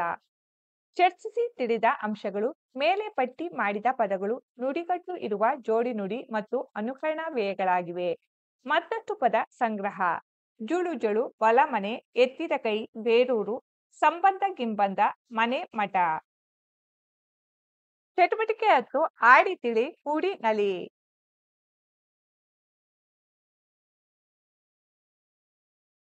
ಸಂಧಿಗಳು: ಸಂಧಿಗಳಲ್ಲಿ ಕನ್ನಡ ಸಂಧಿ, ಸಂಸ್ಕೃತ ಸಂಧಿಗಳೆಂಬ 2 ವಿಧಗಳಿದೆ.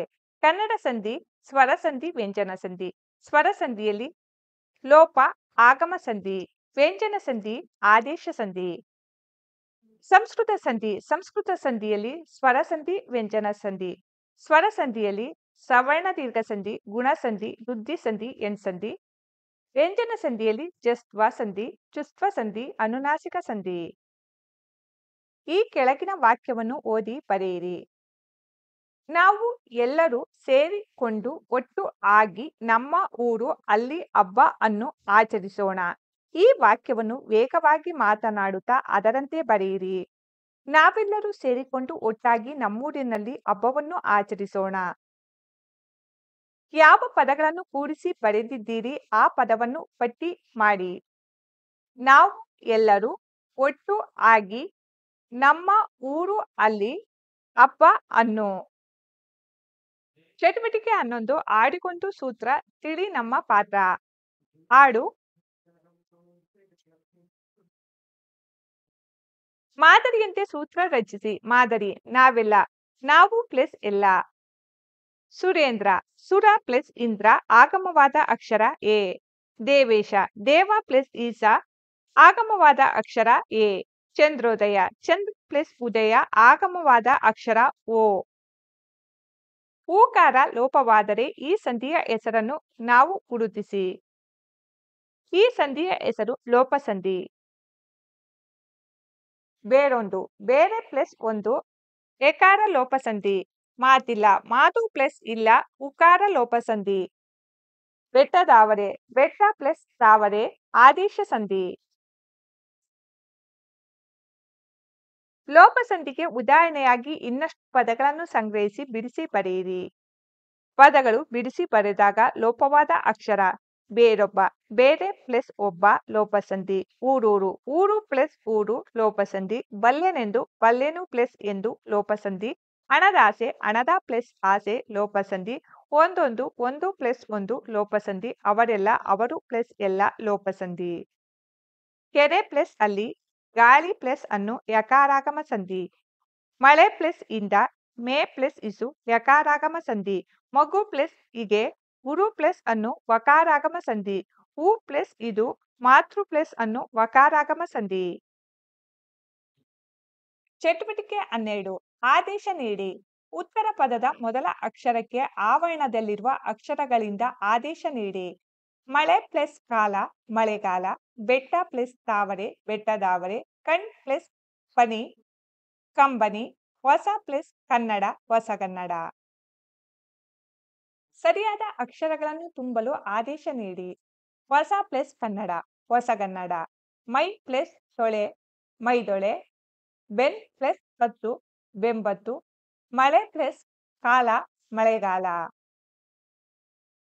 ಆದೇಶ ಸಂಧಿಗೆ ಉದಾಹರಣೆಯಾಗಿ ಇನ್ನಷ್ಟು ಪದಗಳನ್ನು ಸಂಗ್ರಹಿಸಿ ಬರೆಯಿರಿ.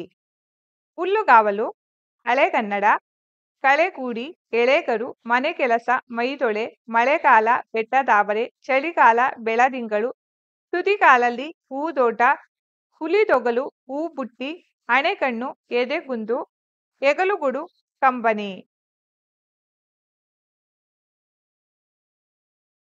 ನನ್ನ ಕಲಿಕೆ.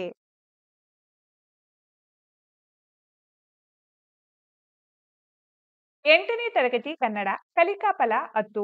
ಪೂರ್ವ ಸಿದ್ಧತಾ ಚಟುವಟಿಕೆ. ಖಜಾನೆಯಲ್ಲಿರುವ ಸೌಲಭ್ಯಗಳನ್ನು ಪಡೆಯಲು ಅವುಗಳಿಗೆ ಸಂಬಂಧಿಸಿ ಯಾವ ಅಧಿಕಾರಿಗಳ ಬಳಿ ಸೌಲಭ್ಯವನ್ನು ಪಡೆಯಬೇಕೆಂದು ಯಾವ ಕಚೇರಿಯನ್ನು ಸಂಪರ್ಕಿಸಬೇಕು ಮತ್ತು ದೂರು ಮನವಿ ಕೋರಿಕೆಗಳನ್ನು ನೀಡಬೇಕೆಂದು ಕೆಳಗೆ ನೀಡಿದ ಪಟ್ಟಿಯಲ್ಲಿ ಗುರುತಿಸಿ ಹೊಂದಿಸಿ. 1. ಶಾಲಾ ದಾಖಲಾತಿ ಟಿಸಿ ರಜೆ ಇತರೆ ಸೌಲಭ್ಯಗಳು. ಮುಖ್ಯೋಪಾಧ್ಯಾಯರು. 2. ಜನನ ಮರಣ ಪ್ರಮಾಣ ಪತ್ರ ಜನನ ಮರಣ ನೋಂದಣಿ ಅಧಿಕಾರಿಗಳು. 3. ಆರ್ಟಿಸಿ ಭೂ ದಾಖಲೆಗಳ ಕುರಿತು ಇತರೆ ಕಂದಾಯ ಸೌಲಭ್ಯಗಳು. ಗ್ರಾಮ ಪಂಚಾಯಿತಿ ಅಧ್ಯಕ್ಷರು ಮತ್ತು ಗ್ರಾಮ ಪಂಚಾಯಿತಿ ಅಭಿವೃದ್ಧಿ ಅಧಿಕಾರಿಗಳು. 4. ವೃದ್ಧಾಪ್ಯ ವೇತನ ವಿಧವಾ ವೇತನ ಪಿಂಚಣಿ ಇತರೆ ಸೌಲಭ್ಯಗಳ ಮಂಜೂರಾತಿ ಅಂಚೆ ಕಚೇರಿ ವ್ಯವಸ್ಥಾಪಕರು. 5. ಬ್ಯಾಂಕ್ ಖಾತೆ ಮತ್ತು ಇತರೆ ಸೌಲಭ್ಯಗಳು ಬ್ಯಾಂಕ್ ವ್ಯವಸ್ಥಾಪಕರು. 6. ಅಂಚೆ ಕಚೇರಿ ಸೌಲಭ್ಯಗಳು ಅಂಚೆ ಕಚೇರಿ ವ್ಯವಸ್ಥಾಪಕರು. 7. ಜಾತಿ ಮತ್ತು ಆದಾಯ ಪ್ರಮಾಣ ಪತ್ರ ತಹಸೀಲ್ದಾರರು. 8. ವಿದ್ಯುತ್ ಕಡಿತ ಮತ್ತು ಇತರೆ ದೂರುಗಳು ಮತ್ತು ಸೌಲಭ್ಯಗಳು ವಿದ್ಯುತ್ ಮಂಡಳಿ ಅಧ್ಯಕ್ಷರು. 9. ಊರಿನಲ್ಲಿ ಅಕ್ರಮ ಮದ್ಯ ಮಾರಾಟ ವಿರುದ್ಧದ ದೂರು. ಅಬಕಾರಿ ಇನ್ಸ್ಪೆಕ್ಟರ್ ಅಬಕಾರಿ ಇಲಾಖೆ. 10. ನಿಮ್ಮ ಹೊಲದ ಜಾಗವನ್ನು ಬೇರೆಯವರು ಅಕ್ರಮವಾಗಿ ವಶಪಡಿಸಿಕೊಂಡಿರುವುದರ ಬಗೆಗಿನ ದೂರು ಗ್ರಾಮ ಪಂಚಾಯಿತಿ ಅಧ್ಯಕ್ಷರು ಮತ್ತು ಪಂಚಾಯಿತಿ ಅಧಿಕಾರಿಗಳು. 11 ಊರಿನಲ್ಲಿ ಮುಂಜಾಗ್ರತಾ ಕ್ರಮವಾಗಿ ಶಾಂತಿ ಮತ್ತು ಸುವ್ಯವಸ್ಥೆ ಕಾಪಾಡಲು ಕೋರಿ ಪೊಲೀಸ್ ಸಬ್ ಇನ್ಸ್ಪೆಕ್ಟರ್ ಪೊಲೀಸ್ ಇಲಾಖೆ. 12 ನಮ್ಮನೆಗೆ ನೀರಿನ ಸಂಪರ್ಕ ನೀಡುವ ಬಗ್ಗೆ ಗ್ರಾಮ ಪಂಚಾಯಿತಿಯ ಅಧ್ಯಕ್ಷರು ಮತ್ತು ಪಂಚಾಯಿತಿ ಅಧಿಕಾರಿಗಳು. 13 ನಿಮ್ಮ ತೋಟಕ್ಕೆ ತೋಟಗಾರಿಕಾ ಇಲಾಖೆಯಲ್ಲಿ ದೊರೆಯುವ ಸೌಲಭ್ಯಗಳ ಕುರಿತು ತೋಟಗಾರಿಕಾ ತಾಲೂಕು ಅಧಿಕಾರಿಗಳು. 14 ಡೈರಿಯ ಸದಸ್ಯತ್ವ ಪಡೆಯುವ ಬಗ್ಗೆ ಹಾಲು ಉತ್ಪಾದಕರ ಸಹಕಾರ ಸಂಘದ ಅಧ್ಯಕ್ಷರು. 15 ವಿದ್ಯಾರ್ಥಿ ವೇತನಗಳ ಬಗ್ಗೆ ಮುಖ್ಯೋಪಾಧ್ಯಾಯರು. 16 ಬಡವರ ಮನೆಗೆ ಶೌಚಾಲಯ ಸೌಲಭ್ಯ ಒದಗಿಸುವ ಬಗ್ಗೆ ಗ್ರಾಮ ಪಂಚಾಯಿತಿಯ ಅಧ್ಯಕ್ಷರು. 17 ವಸತಿ ರಹಿತ ಜನರಿಗೆ ಮನೆ ಮಂಜೂರು ಮಾಡಿಸುವ ಬಗ್ಗೆ ಗ್ರಾಮ ಪಂಚಾಯಿತಿಯ ಅಧ್ಯಕ್ಷರು ಪಂಚಾಯಿತಿ ಅಧಿಕಾರಿಗಳು. 18 ಮಾಹಿತಿ ಹಕ್ಕು ಅಧಿನಿಯಮದಡಿ ವಿವಿಧ ಇಲಾಖೆಗಳಲ್ಲಿ ಮಾಹಿತಿ ಪಡೆಯುವ ಬಗ್ಗೆ ಮಾಹಿತಿ ಹಕ್ಕು ಅಧಿಕಾರಿಗಳು. ಚಟುವಟಿಕೆ 1 ಪತ್ರ ಮಿತ್ರ. ಈ 2 ಪತ್ರಗಳನ್ನು ಓದಿದ ನಂತರ ನಿಮ್ಮ ಮನಸ್ಸಿನಲ್ಲಿ ಮೂಡಿದ ಪ್ರಶ್ನೆಗಳು ಯಾವುವು ಅವುಗಳಿಗೆ ಉತ್ತರಿಸಿ. ದಿನಾಂಕ 4/6/2023 ಇವರಿಂದ ಮಾನಸ 8ನೇ ತರಗತಿ ಸರ್ಕಾರಿ ಪ್ರೌಢಶಾಲೆ ಅರಕೇರ ಯಾದಗಿರಿ ತಾಲೂಕು. ಇವರಿಗೆ ಮುಖ್ಯೋಪಾಧ್ಯಾಯರು ಅಥವಾ ತರಗತಿ ಶಿಕ್ಷಕರು. ಸರ್ಕಾರಿ ಪ್ರೌಢಶಾಲೆ ಅರಕೇರ ಯಾದಗಿರಿ ತಾಲೂಕು. ಮಾನ್ಯರೇ, ವಿಷಯ 1 ದಿನ ರಜಾ ಮಂಜೂರು ಮಾಡುವ ಕುರಿತು. ಮೇಲಿನ ವಿಷಯಕ್ಕೆ ಸಂಬಂಧಿಸಿದಂತೆ ಮಾನ್ಯರಲ್ಲಿ ವಿನಂತಿಸಿಕೊಳ್ಳುವುದೇನೆಂದರೆ ದಿನಾಂಕ 5/6/2023 ನನ್ನ ಅಕ್ಕನ ಮದುವೆ ಇರುವುದರಿಂದ ಶಾಲೆಗೆ ಹಾಜರಾಗಲು ಸಾಧ್ಯವಾಗುವುದಿಲ್ಲ. ಕಾರಣ ನನಗೆ 1 ದಿನ ರಜೆ ಮಂಜೂರು ಮಾಡಬೇಕೆಂದು ಈ ಮೂಲಕ ತಮ್ಮಲ್ಲಿ ಕೇಳಿಕೊಳ್ಳುತ್ತೇನೆ. ವಂದನೆಗಳೊಂದಿಗೆ ಇಂತಿ ನಿಮ್ಮ ವಿಧೇಯ ವಿದ್ಯಾರ್ಥಿನಿ ಮಾನಸ. ಸ್ಥಳ ಅರಕೇರ. ದಿನಾಂಕ 4/6/2023. ಪತ್ರ 2 ಕೆಳಗೆ ನೀಡಲಾದ ಪತ್ರವನ್ನು ಓದಿ ಅರ್ಥ ಮಾಡಿಕೊಂಡು ಅದರ ಸ್ವರೂಪವನ್ನು ಗಮನಿಸಿ. ಕ್ಷೇಮ ಶ್ರೀ ಸಂತೋಷ ರಾಥೋಡ, ಲಿಂಗೇರಿ ಸ್ಟೇಷನ್, ಯಾದಗಿರಿ ಜಿಲ್ಲೆ. ದಿನಾಂಕ 5/9/2023. ಪ್ರೀತಿಯ ತಂಗಿ ಸಂಗೀತಾಗೆ ನಿನ್ನ ಅಣ್ಣನ ಆಶೀರ್ವಾದಗಳು. ನಾನು ಆರೋಗ್ಯವಾಗಿದ್ದೇನೆ. ಅಲ್ಲಿ ಎಲ್ಲರ ಕ್ಷೇಮಾತಿಶಯಗಳಿಗೆ ಮೇಲಿಂದ ಮೇಲೆ ಪತ್ರ ಬರೆ. ನೀನು ಜಿಲ್ಲಾ ಮಟ್ಟದ ಎತ್ತರ ಜಿಗಿತ ಸ್ಪರ್ಧೆ ಮತ್ತು ಉದ್ದ ಜಿಗಿತ ಸ್ಪರ್ಧೆಗಳಲ್ಲಿ ಪ್ರಥಮ ಸ್ಥಾನವನ್ನು ಪಡೆದು ರಾಜ್ಯ ಮಟ್ಟದ ಸ್ಪರ್ಧೆಗಳಿಗೆ ಆಯ್ಕೆಯಾಗಿರುವ ವಿಚಾರ ಅಪ್ಪನ ಪತ್ರದಿಂದ ತಿಳಿದು ತುಂಬಾ ಸಂತೋಷವಾಯಿತು. ಆ ಸಂತಸವನ್ನು ಇಲ್ಲಿ ನನ್ನ ಗೆಳೆಯರೊಂದಿಗೆ ಹಂಚಿಕೊಂಡೆ. ಅವರು ಸಂತಸಪಟ್ಟು ನಿನಗೆ ಶುಭಾಶಯಗಳನ್ನು ತಿಳಿಸಲು ಹೇಳಿದ್ದಾರೆ. ರಾಜ್ಯ ಮಟ್ಟದ ಸ್ಪರ್ಧೆಯಲ್ಲೂ ನಿನಗೆ ಯಶಸ್ವಿ ಲಭಿಸಲಿ. ಈ ಮೂಲಕ ಶಾಲೆಗೆ ಮನೆಯವರಿಗೆ ಕೀರ್ತಿ ಲಭಿಸುವಂತಾಗಲಿ ಎಂದು ಹಾರೈಸುತ್ತೇನೆ. ಆಶೀರ್ವಾದಗಳೊಂದಿಗೆ ನಿನ್ನ ಪ್ರೀತಿಯ ಅಣ್ಣ ಶ್ರೀ ಸಂತೋಷ ರಾಥೋಡ. ಇವರಿಗೆ ಕುಮಾರಿ ಸಂಗೀತ 10ನೇ ತರಗತಿ ಬಿ ವಿಭಾಗ ಸರ್ಕಾರಿ ಪ್ರೌಢಶಾಲೆ ಬಾಣಸವಾಡಿ ಯಾದಗಿರಿ ತಾಲೂಕು ಯಾದಗಿರಿ ಜಿಲ್ಲೆ. ಇವರಿಂದ ಶ್ರೀ ಸಂತೋಷ ರಾಥೋಡ ಸ್ಟೇಷನ್ ಮಾರ್ಗ ಕೊಪ್ಪಳ ಜಿಲ್ಲೆ. ಪತ್ರಕ್ಕೆ ಸಂಬಂಧಿಸಿದ ಪ್ರಶ್ನೆಗಳು. ಪ್ರಶ್ನೆ 1 1ನೇ ಪತ್ರ ಮತ್ತು 2ನೇ ಪತ್ರವನ್ನು ಯಾರು ಯಾರಿಗೆ ಬರೆದಿದ್ದಾರೆ? 1ನೇ ಪತ್ರ. ಈ ಪತ್ರವನ್ನು ವಿದ್ಯಾರ್ಥಿಯು ರಜೆ ನೀಡಲು ಶಾಲೆಯ ಮುಖ್ಯೋಪಾಧ್ಯಾಯರಿಗೆ ಅಥವಾ ತರಗತಿ ಶಿಕ್ಷಕರಿಗೆ ಬರೆದಿದ್ದಾರೆ. 2ನೇ ಪತ್ರ. ಅಣ್ಣ ತನ್ನ ತಂಗಿಗೆ ತಂಗಿಯ ಸಾಧನೆಗೆ ಮೆಚ್ಚುಗೆ ಸೂಚಿಸುವ ಪತ್ರ ಬರೆದಿದ್ದಾರೆ. ಪ್ರಶ್ನೆ 2 1 ಮತ್ತು 2ನೇ ಪತ್ರಗಳಿಗಿರುವ ವ್ಯತ್ಯಾಸಗಳೇನು? 1ನೇ ಪತ್ರ ವ್ಯಾವಹಾರಿಕ ಪತ್ರವಾಗಿದೆ. 2ನೇ ಪತ್ರ ಖಾಸಗಿ ಪತ್ರವಾಗಿದೆ. ಪ್ರಶ್ನೆ 3 ಖಾಸಗಿ ಪತ್ರ ಮತ್ತು ವ್ಯಾವಹಾರಿಕ ಪತ್ರಗಳನ್ನು ಯಾರಿಗೆಲ್ಲ ಬರೆಯಲಾಗುತ್ತದೆ ಪಟ್ಟಿ ಮಾಡಿ. ಖಾಸಗಿ ಪತ್ರ ಅಪ್ಪ ಅಮ್ಮ ಅಣ್ಣ ತಂಗಿ ಗೆಳೆಯ ಗೆಳತಿ ಅತ್ತೆ ಮಾವ ಹಾಗೂ ಸಂಬಂಧಿಕರಿಗೆ. ವ್ಯಾವಹಾರಿಕ ಪತ್ರ ಮುಖ್ಯೋಪಾಧ್ಯಾಯರು ಜಿಲ್ಲಾಧಿಕಾರಿ ಗ್ರಾಮ ಪಂಚಾಯಿತಿಯ ಅಧ್ಯಕ್ಷರು ಬ್ಯಾಂಕ್ ಮ್ಯಾನೇಜರ್ ತಹಸೀಲ್ದಾರರು ಮುಂತಾದವರಿಗೆ ಬರೆಯಲಾಗುತ್ತದೆ. ಪ್ರಶ್ನೆ 4 ಪತ್ರಲೇಖನ ಬರೆಯುವಾಗ ಅನುಸರಿಸುವ ಹಂತಗಳನ್ನು ಪಟ್ಟಿ ಮಾಡಿ. ಹಂತಗಳು: ದಿನಾಂಕ, ವಿಳಾಸಗಳು, ಸಂಬೋಧನೆ, ವಿಷಯ, ಪತ್ರದ ಒಡಲು, ಮುಕ್ತಾಯ, ಸಹಿ. ಚಟುವಟಿಕೆ 2 ಪತ್ರ ಬರೆಯಿರಿ. 1 ಅಪೂರ್ಣಗೊಂಡಿರುವ ಪತ್ರವನ್ನು ಪೂರ್ಣಗೊಳಿಸಿ. ದಿನಾಂಕ 25/5/2024. ಇವರಿಂದ ಎಂಕೆ ಚಾರುವಾಕ, ತಂದೆ ಡಾಕ್ಟರ್ ಎಚ್ಎನ್ ಮಂಜುರಾಜ್, ಚಾರುಮನೆ, ಕನಕನಗರ, ಕೆಆರ್ ನಗರ, ಮೈಸೂರು ಜಿಲ್ಲೆ. ಇವರಿಗೆ ಮುಖ್ಯೋಪಾಧ್ಯಾಯರು, ಸರ್ಕಾರಿ ಪ್ರೌಢಶಾಲೆ, ಕೆಆರ್ ನಗರ, ಮೈಸೂರು ಜಿಲ್ಲೆ. ಮಾನ್ಯರೇ, ವಿಷಯ: ವರ್ಗಾವಣೆ ಪತ್ರ ಮತ್ತು ಅಂಕಪಟ್ಟಿಗಳನ್ನು ನೀಡುವ ಬಗ್ಗೆ. ಈ ಮೇಲ್ಕಂಡ ವಿಷಯವನ್ನು ಕುರಿತು ನಾನು ತಮ್ಮ ಶಾಲೆಯ 10ನೇ ತರಗತಿಯ ಬಿ ವಿಭಾಗದ ವಿದ್ಯಾರ್ಥಿಯಾಗಿದ್ದು, ನನ್ನ 10ನೇ ತರಗತಿಯ ವ್ಯಾಸಂಗವು ಈಗ ಪೂರ್ಣಗೊಂಡಿರುತ್ತದೆ. ನನ್ನ ಮುಂದಿನ ವ್ಯಾಸಂಗಕ್ಕೆ ತಾವು ನನ್ನ ವರ್ಗಾವಣೆ ಪತ್ರ ಹಾಗೂ ಅಂಕಪಟ್ಟಿಗಳನ್ನು ನೀಡಿ ಉಪಕರಿಸಬೇಕಾಗಿ ಈ ಮೂಲಕ ವಿನಂತಿಸಿಕೊಳ್ಳುತ್ತೇನೆ. ನನ್ನ ದಾಖಲಾತಿ ವಿವರಗಳನ್ನು ಈ ಪತ್ರದೊಂದಿಗೆ ಲಗತ್ತಿಸಿರುತ್ತೇನೆ. ವಂದನೆಗಳೊಂದಿಗೆ ಇಂತಿ ನಿಮ್ಮ ವಿಧೇಯ ವಿದ್ಯಾರ್ಥಿ ಚಾರುವಾಕ. ಸ್ಥಳ: ಕೆಆರ್ ನಗರ. ದಿನಾಂಕ 25/5/2024. ಪತ್ರ 2. ನಿಮ್ಮ ಊರಿನಲ್ಲಿ ನಡೆದ ಜಾತ್ರೆ ಕುರಿತು ಬೇರೆ ಊರಿನಲ್ಲಿರುವ ನಿಮ್ಮ ಅಕ್ಕನಿಗೆ ಪತ್ರ ಬರೆಯಿರಿ. ದಿನಾಂಕ ಮಾರ್ಚ್ 25, 2024. ಪ್ರೀತಿಯ ಅಕ್ಕ ಸಿಂಚನಾಳಿಗೆ ನಮಸ್ಕಾರಗಳು. ನೀನು ಮತ್ತು ಮನೆಯವರೆಲ್ಲರೂ ಕ್ಷೇಮದಿಂದಿರುವಿರೆಂದು ಭಾವಿಸಿದ್ದೇನೆ. ಇಲ್ಲಿ ನಾವೆಲ್ಲರೂ ಕ್ಷೇಮ. ಈ ಪತ್ರ ಬರೆದ ಉದ್ದೇಶವೆಂದರೆ, ನಿನಗೆ ಯಾವಾಗಲೂ ನಮ್ಮ ಶಿರಸಿಯಲ್ಲಿ ನಡೆಯುವ ಮಾರಿಕಾಂಬಾ ಜಾತ್ರೆ ವಿಚಾರ ಹೇಳುತ್ತಿದ್ದೇನಲ್ಲವೇ? ಈ ಬಾರಿಯ ಜಾತ್ರೆಯನ್ನು ನಿನಗೆ ತೋರಿಸುವ ಉದ್ದೇಶದಿಂದ ಈ ಪತ್ರ ಬರೆಯುತ್ತಿದ್ದೇನೆ. ದಿನಾಂಕ ಏಪ್ರಿಲ್ 8, 2024 10 ಏಪ್ರಿಲ್ 2024 3 ದಿನಗಳ ಕಾಲ ಜಾತ್ರೆ ನಡೆಯಲಿದೆ. ನೀನು ಸಾಧ್ಯವಾದರೆ ದೊಡ್ಡಪ್ಪ ದೊಡ್ಡಮ್ಮನನ್ನು ಕರೆದುಕೊಂಡು 3 ದಿನಗಳ ಕಾಲವು ಈ ಜಾತ್ರೆಯ ವೈಶಿಷ್ಟ್ಯವನ್ನು ನೋಡಿ ಸಂತೋಷ ಪಡಬೇಕೆಂದು ಆಹ್ವಾನಿಸುತ್ತಿದ್ದೇನೆ. ಬಿಡುವು ಮಾಡಿಕೊಂಡು ಬರಲೆಂದು 1 ತಿಂಗಳ ಮೊದಲೇ ತಿಳಿಸಿರುವೆ. ಖಂಡಿತ ಬರಲೇಬೇಕು. ನಿರೀಕ್ಷೆಯಲ್ಲಿರುವೆ. ವಂದನೆಗಳೊಂದಿಗೆ ನಿನ್ನ ತಮ್ಮ ರಾಜೇಶ. ಇವರಿಗೆ ಸಿಂಚನ. ತಂದೆ ರಾಜೇಂದ್ರ. ಮನೆ ನಂಬರ್ 47, 3ನೇ ತಿರುವು, ಅರವಿಂದ ನಗರ, ಕಲಬುರಗಿ.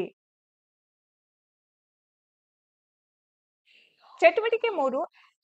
ತಯಾರಿಸು ಟಿಪ್ಪಣಿ. 1. ನೀಡಿರುವ ಕವಿಯ ಪರಿಚಯವನ್ನು ಸಂಕ್ಷೇಪಿಸಿ ಬರೆಯಿರಿ. ಕವಿ ಪರಿಚಯ.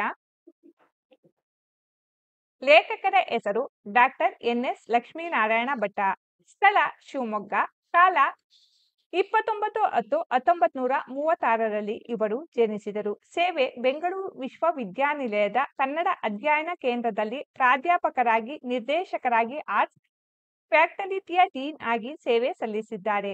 ಧ್ವನಿ ಸುರುಳಿಗಳು: ದೀಪಿಕಾ, ಭಾವಸಂಗಮ, ಬಂದೇ ಬರುತ್ತಾವ ಕಾಲ, ಬಾರೋ ವಸಂತ, ಅಭಿನಂದನ, ಪ್ರೇಮಧಾರೆ. ಮಕ್ಕಳ ಧ್ವನಿ ಸುರುಳಿಗಳು: ನಂದನ, ಕಿನ್ನರಿ, ನವಿಲುಗರಿ, ಕಿಶೋರಿ ಮುಂತಾದವು. ಕೃತಿಗಳು: ಸಾಹಿತ್ಯ ರತ್ನ ಸಂಪುಟ ಪ್ರಶಸ್ತಿ: ರಾಜ್ಯ ಸಾಹಿತ್ಯ ಅಕಾಡೆಮಿ ಪ್ರಶಸ್ತಿ, ಶಿವರಾಮ ಕಾರಂತ ಪ್ರಶಸ್ತಿ, ರಾಜ್ಯೋತ್ಸವ ಪ್ರಶಸ್ತಿ, ಮಾಸ್ತಿ ಪ್ರಶಸ್ತಿ, ಆಳ್ವಾಸ್ ನುಡಿಸಿರಿ ಪ್ರಶಸ್ತಿ, ಆರ್ಯಭಟ ಪ್ರಶಸ್ತಿ. ಇಲ್ಲಿ ನೀಡಿರುವ ಸನ್ನಿವೇಶವನ್ನು ಟಿಪ್ಪಣಿ ಬರೆ. ಚಟುವಟಿಕೆ 4. ವರದಿ ತಯಾರಿಸೋಣ. ನಿಮ್ಮ ದಿನಚರಿಯನ್ನು ಬರೆದು ಕರ್ಣನ ದಿನಚರಿಯೊಂದಿಗೆ ಹೋಲಿಸಿ ನೋಡಿ. ಪ್ರತ್ಯೇಕವಾಗಿ ಹಾಳೆಯಲ್ಲಿ ಬರೆದು ಕೃತಿ ಸಂಪುಟದಲ್ಲಿ ಜೋಡಿಸಿ. ಕರ್ಣನ ದಿನಚರಿ. ನಿಮ್ಮ ಶಾಲೆಯಲ್ಲಿ ನಡೆದ ಸ್ವಾತಂತ್ರ್ಯ ದಿನಾಚರಣೆ ಕಾರ್ಯಕ್ರಮದ ಕಾರ್ಯಕ್ರಮಗಳ ಪಟ್ಟಿಯನ್ನು ತಯಾರಿಸಿ ಒಂದು ವರದಿಯನ್ನು ತಯಾರಿಸಿ. ಕಾರ್ಯಕ್ರಮದ ಪಟ್ಟಿ: ಧ್ವಜಾರೋಹಣ ಕಾರ್ಯಕ್ರಮ ಮತ್ತು ಪೂಜೆ, ಪ್ರಾರ್ಥನೆ, ಸ್ವಾಗತ, ಉದ್ಘಾಟನೆ, ಪ್ರಾಸ್ತಾವಿಕ ನುಡಿ, ಮುಖ್ಯ ಅತಿಥಿಗಳ ಭಾಷಣ, ಮಕ್ಕಳಿಂದ ಭಾಷಣ, ನೃತ್ಯ ಹಾಗೂ ಸಾಂಸ್ಕೃತಿಕ ಕಾರ್ಯಕ್ರಮಗಳು, ಅಧ್ಯಕ್ಷರ ಮಾತು, ವಂದನಾರ್ಪಣೆ. ವರದಿ: ಬೆಳಿಗ್ಗೆ 7:30ಕ್ಕೆ ಶಾಲಾ ಮಕ್ಕಳು ಶಾಲೆಯಲ್ಲಿ ಬಣ್ಣ ಬಣ್ಣದ ರಂಗೋಲಿಯನ್ನು ಬಹಳ ಸುಂದರವಾಗಿ ಚಿತ್ರಿಸಿದ್ದರು. ಬೆಳಿಗ್ಗೆ 8ಕ್ಕೆ ಧ್ವಜಾರೋಹಣ ಕಾರ್ಯಕ್ರಮ ಮತ್ತು ಪೂಜೆಯೊಂದಿಗೆ ಕಾರ್ಯಕ್ರಮ ಶುರುವಾಯಿತು. ಪ್ರಾರ್ಥನೆ ನಮ್ಮ ಶಾಲೆಯ ವಿದ್ಯಾರ್ಥಿಗಳು ನಡೆಸಿಕೊಟ್ಟರು. ನಮ್ಮ ಶಾಲೆಯ ಕನ್ನಡ ಟೀಚರ್ ಸ್ವಾಗತಿಸಿದರು. ಉದ್ಘಾಟನೆಯನ್ನು ಅಧ್ಯಕ್ಷರು, ಅತಿಥಿಗಳು, ಊರಿನ ಗ್ರಾಮಸ್ಥರು ನಡೆಸಿಕೊಟ್ಟರು. ನಂತರ ಒಂದಿಬ್ಬರು ಪ್ರಾಸ್ತಾವಿಕ ನುಡಿಗಳನ್ನು ವ್ಯಕ್ತಪಡಿಸಿದರು. 8ನೇ, 9ನೇ ತರಗತಿಯ ವಿದ್ಯಾರ್ಥಿಗಳು ನೃತ್ಯ ಹಾಗೂ ಸಾಂಸ್ಕೃತಿಕ ಕಾರ್ಯಕ್ರಮಗಳ ಮೂಲಕ ಎಲ್ಲರನ್ನೂ ರಂಜಿಸಿದರು. ನಂತರ ಮುಖ್ಯ ಅತಿಥಿಗಳ ಭಾಷಣ ಮಾಡಿದರು. ಅನಂತರ ಅಧ್ಯಕ್ಷರ ಭಾಷಣ ಅವರು ಚಿಕ್ಕದಾಗಿ ಚೊಕ್ಕದಾಗಿ ಮಾಡಿದರು. ಕೊನೆಯದು ವಂದನಾರ್ಪಣೆ. ಇದನ್ನು ನಮ್ಮ ಶಾಲೆಯ ಗಣಿತ ಟೀಚರ್ ನಿರ್ವಹಿಸಿಕೊಟ್ಟರು. ಶಾಲೆಯ ಮುಖ್ಯ ಶಿಕ್ಷಕರು ಕಾರ್ಯಕ್ರಮದ ಅಧ್ಯಕ್ಷತೆ ವಹಿಸಿಕೊಂಡು ಕಾರ್ಯಕ್ರಮವನ್ನು ಯಶಸ್ವಿಗೊಳಿಸಿದರು. ಕೊನೆಯಲ್ಲಿ ಎಲ್ಲರಿಗೂ ಸಿಹಿ ವಿತರಣೆ ಮಾಡಲಾಯಿತು. ಚಟುವಟಿಕೆ 5. ಆಹ್ವಾನ ಪತ್ರಿಕೆ ರಚಿಸೋಣ. ವಿಧ ವಿಧವಾದ ಕಾರ್ಯಕ್ರಮಗಳ ಹಾಗೂ ಮದುವೆಯ ಕರೆಯೋಲೆಯನ್ನು ನೋಡಿ ಈ ಕೆಳಗಿನ ಪ್ರಶ್ನೆಗಳಿಗೆ ಉತ್ತರಿಸುವುದು. ಪ್ರಶ್ನೆ 1. ಒಂದು ಆಹ್ವಾನ ಪತ್ರಿಕೆ ಒಳಗೊಂಡಿರುವ ಅಂಶಗಳ್ಯಾವುವು ಹೇಳಿರಿ. ಆಹ್ವಾನದ ವಿಷಯ, ಕಾರ್ಯಕ್ರಮದ ಸ್ಥಳ, ಸಮಯ ಮತ್ತು ದಿನಾಂಕ, ಆಹ್ವಾನ ಬಯಸುವವರ ಹೆಸರು ಮತ್ತು ವಿಳಾಸ, ಪ್ರಮುಖ ಆಹ್ವಾನಿತರ ಹೆಸರುಗಳು, ಸ್ವಾಗತದ ನುಡಿಗಳು ಮುಂತಾದವು. ಪ್ರಶ್ನೆ 2 ಒಂದು ಕಲ್ಪಿತ ವಿವಾಹ ಪತ್ರಿಕೆ ಸಿದ್ಧಪಡಿಸಿರಿ. ಕಲ್ಪಿತ ವಿವಾಹ ಪತ್ರಿಕೆ ಶ್ರೀ ಕರಗದಮ್ಮದೇವಿ ಪ್ರಸನ್ನ. ಶುಭ ವಿವಾಹ ಆಹ್ವಾನ ಪತ್ರಿಕೆ ಶ್ರೀಮತಿ ಕೆ.ಟಿ. ನಂಜಮ್ಮ ಮತ್ತು ಶ್ರೀ ಜಿ.ಎಸ್. ಲಿಂಗಪ್ಪ, ಅದಳೇರಿ, ಮಾಲೂರು ತಾಲೂಕು, ಕೋಲಾರ. ಇವರು ಮಾಡುವ ವಿಜ್ಞಾಪನೆಗಳು. ದಿನಾಂಕ 19/5/2024 ಭಾನುವಾರ. ಶುಭ ದಿನ ಬೆಳಿಗ್ಗೆ 4:50 ರಿಂದ 6:10 ಗಂಟೆಯೊಳಗೆ ಸಲ್ಲುವ ಶುಭ ವೃಷಭ ಲಗ್ನದಲ್ಲಿ ಚಿರಂಜೀವಿ ರವಿ ಎನ್.ಎಸ್. ಶ್ರೀಮತಿ ಕೆ.ಟಿ. ನಂಜಮ್ಮ ಮತ್ತು ಶ್ರೀ ಜಿ.ಎಸ್. ಲಿಂಗಪ್ಪ ರವರ ಏಕೈಕ ಪುತ್ರ. ಚಿರಂಜೀವಿ ಸೌಭಾಗ್ಯವತಿ ಅನುಶ್ರೀ ಶ್ರೀಮತಿ ಮುನಿರತ್ನಮ್ಮ ಮತ್ತು ಶ್ರೀ ಎನ್. ಮಂಜುನಾಥ್ ರವರ ಜ್ಯೇಷ್ಠ ಪುತ್ರಿ. ಇವರ ವಿವಾಹ ಮಹೋತ್ಸವವನ್ನು ಶ್ರೀ ಹರಿ ಕನ್ವೆನ್ಷನ್ ಹಾಲ್, ಚಿಕ್ಕ ತಿರುಪತಿ, ಲಕ್ಕೂರು ರಸ್ತೆ, ಮಾಲೂರು ತಾಲೂಕು, ಕೋಲಾರ ಜಿಲ್ಲೆ ಇಲ್ಲಿ ನೆರವೇರಿಸಲು ಗುರು ಹಿರಿಯರು ನಿಶ್ಚಯಿಸಿರುವುದರಿಂದ ತಾವುಗಳು ಸಕುಟುಂಬ ಸಮೇತರಾಗಿ ಆಗಮಿಸಿ ವಧು ವರರನ್ನು ಆಶೀರ್ವದಿಸಬೇಕಾಗಿ ಕೋರುವ ತಮ್ಮ ಆಗಮನಾಭಿಲಾಷಿಗಳು, ವಧು ವರರ ಕುಟುಂಬ ವರ್ಗ. ಪ್ರಶ್ನೆ 3 ನಿಮ್ಮೂರಿನ ಜಾತ್ರಾ ಮಹೋತ್ಸವದ ಕರಪತ್ರ ಸಿದ್ಧಪಡಿಸಿ ತರಗತಿಯಲ್ಲಿ ಮಂಡಿಸಿ. ಕರಪತ್ರ ಶ್ರೀ ಮಧುಕೇಶ್ವರ ರಾಯ ನಮಃ. ಕರ್ನಾಟಕ ರಾಜ್ಯದಲ್ಲಿಯೇ ಅತಿ ದೊಡ್ಡ ಐತಿಹಾಸಿಕ ತೇರಿನ ಜಾತ್ರೆ. ಉತ್ತರ ಕನ್ನಡ ಜಿಲ್ಲೆಯ ಸಿರಸಿ ತಾಲೂಕಿನ ಚತುರ್ಯುಗ ಪ್ರತಿಷ್ಠಿತ ಶ್ರೀ ಕ್ಷೇತ್ರ ಬಾನವಾಸಿ ಕದಂಬ ಕುಲದೈವ ಶ್ರೀ ಮಧುಕೇಶ್ವರ ದೇವರ ಜಾತ್ರಾ ಮಹೋತ್ಸವ ದಿನಾಂಕ 25/3/2015 ಬುಧವಾರದಿಂದ 3/4/2015 ಶುಕ್ರವಾರ ವಿಶೇಷ ಧಾರ್ಮಿಕ ಕಾರ್ಯಕ್ರಮಗಳೊಂದಿಗೆ ಜರುಗುವುದು. ದಿನಾಂಕ 1/4/2015 ಬುಧವಾರ ದೊಡ್ಡ ತೇರು. ಸರ್ವರಿಗೂ ಆದರದ ಸ್ವಾಗತ. ಸ್ವಾಗತ ಕೋರುವವರು ತಾಂತ್ರಿಕರು, ಅರ್ಚಕರು, ಪದವಂತರು ಮತ್ತು ಬಾಬುದಾರರು, ಸೀಮಾ ಭಕ್ತರು, ಬನವಾಸಿ.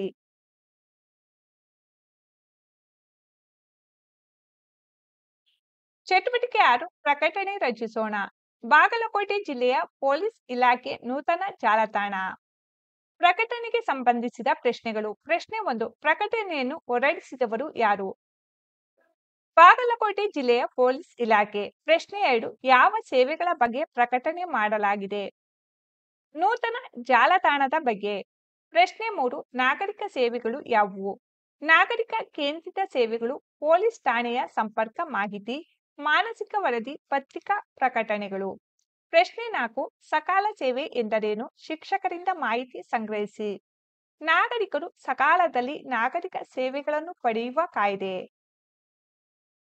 ನಿಮ್ಮ ಶಾಲೆಯ ಸುತ್ತಮುತ್ತಲು 100 ಮೀಟರ್ ಅಂತರದಲ್ಲಿ ಯಾವುದೇ ರೀತಿಯ ಧೂಮಪಾನ ಮಾಡದಂತೆ ಧೂಮಪಾನ ನಿಷೇಧದ ಬಗ್ಗೆ ಒಂದು ಪ್ರಕಟಣೆಯನ್ನು ತಯಾರಿಸಿ ನಿಮ್ಮ ಶಿಕ್ಷಕರಿಗೆ ನೀಡಿರಿ.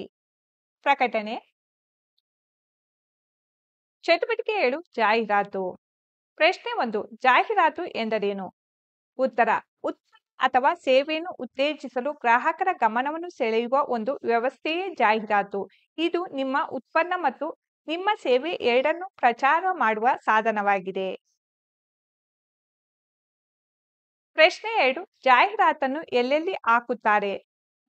ದಿನಪತ್ರಿಕೆ, ತಿಂಗಳ ಪತ್ರಿಕೆ, ಪಾಕ್ಷಿಕ ಪತ್ರಿಕೆ, ಸಮೂಹ ಮಾಧ್ಯಮ, ಯೂಟ್ಯೂಬ್, ಮೊಬೈಲ್, ಜಾಲತಾಣ, ರಸ್ತೆ ಬದಿಯಲ್ಲಿ, ಕಟ್ಟಡಗಳ ಮೇಲೆ, ಅಂಗಡಿಗಳು, ವಾಹನಗಳ ಹಿಂಭಾಗ ಮುಂತಾದ ಕಡೆ ಹಾಕುತ್ತಾರೆ. ಪ್ರಶ್ನೆ 3 ಮೇಲಿನ ಜಾಹೀರಾತುಗಳ ವಿಷಯವೇನು? ನಂದಿನಿ ಹಾಲು ಪೂರ್ಣ ಸುರಕ್ಷಿ ಆರೋಗ್ಯವರ್ಧಕ. ನೀವು ಆಧಾರ್ ನೋಂದಣಿ ಮಾಡಿಸಿರಿ ಎಂಬುದು ಮೇಲಿನ ಜಾಹೀರಾತಿನ ವಿಷಯವಾಗಿದೆ. ಪ್ರಶ್ನೆ 5 ಜಾಹೀರಾತುಗಳಿಂದ ನಮಗಾಗುವ ಪ್ರಯೋಜನವೇನು? ಉತ್ತರ ಉತ್ಪನ್ನ ಅಥವಾ ಸೇವೆಯ ಪ್ರಮಾಣ ಮತ್ತು ಗುಣಮಟ್ಟ ತಿಳಿಯಬಹುದು. ಉತ್ಪನ್ನ ಅಥವಾ ಸೇವೆಯ ಮಾರುಕಟ್ಟೆ ಮೌಲ್ಯ ಅರಿತು ನಮಗೆ ಸರಿದೂಗುವುದನ್ನು ಬಳಸಬಹುದು. ಸಮಯ ಉಳಿತಾಯ. ಪ್ರಶ್ನೆ 5 ಜಾಹೀರಾತುಗಳ ಉದ್ದೇಶವೇನು? ಜನರಿಗೆ ವಸ್ತುಗಳ ಬಗ್ಗೆ ಅರಿವು ಮೂಡಿಸಲು. ಉತ್ಪಾದನೆ ಮಾಡಿದ ವಸ್ತುಗಳು ಬೇಗ ವಿತರಣೆ ಆಗುತ್ತದೆ. ಕಂಪನಿಗಳಿಗೆ ಹೆಚ್ಚು ಲಾಭ ಗಳಿಸುತ್ತವೆ. ಪ್ರಶ್ನೆ 6 ಕೆಳಗೆ ನೀಡಿರುವ ಜಾಹೀರಾತುಗಳನ್ನು ಓದಿ ಅರ್ಥ ಮಾಡಿಕೊಂಡು ಚರ್ಚಿತವಾಗಿರುವ ವಿಷಯಗಳನ್ನು ಸರಳ ವಾಕ್ಯಗಳಲ್ಲಿ ಸಾರಾಂಶ ರೂಪದಲ್ಲಿ ಬರೆಯಿರಿ.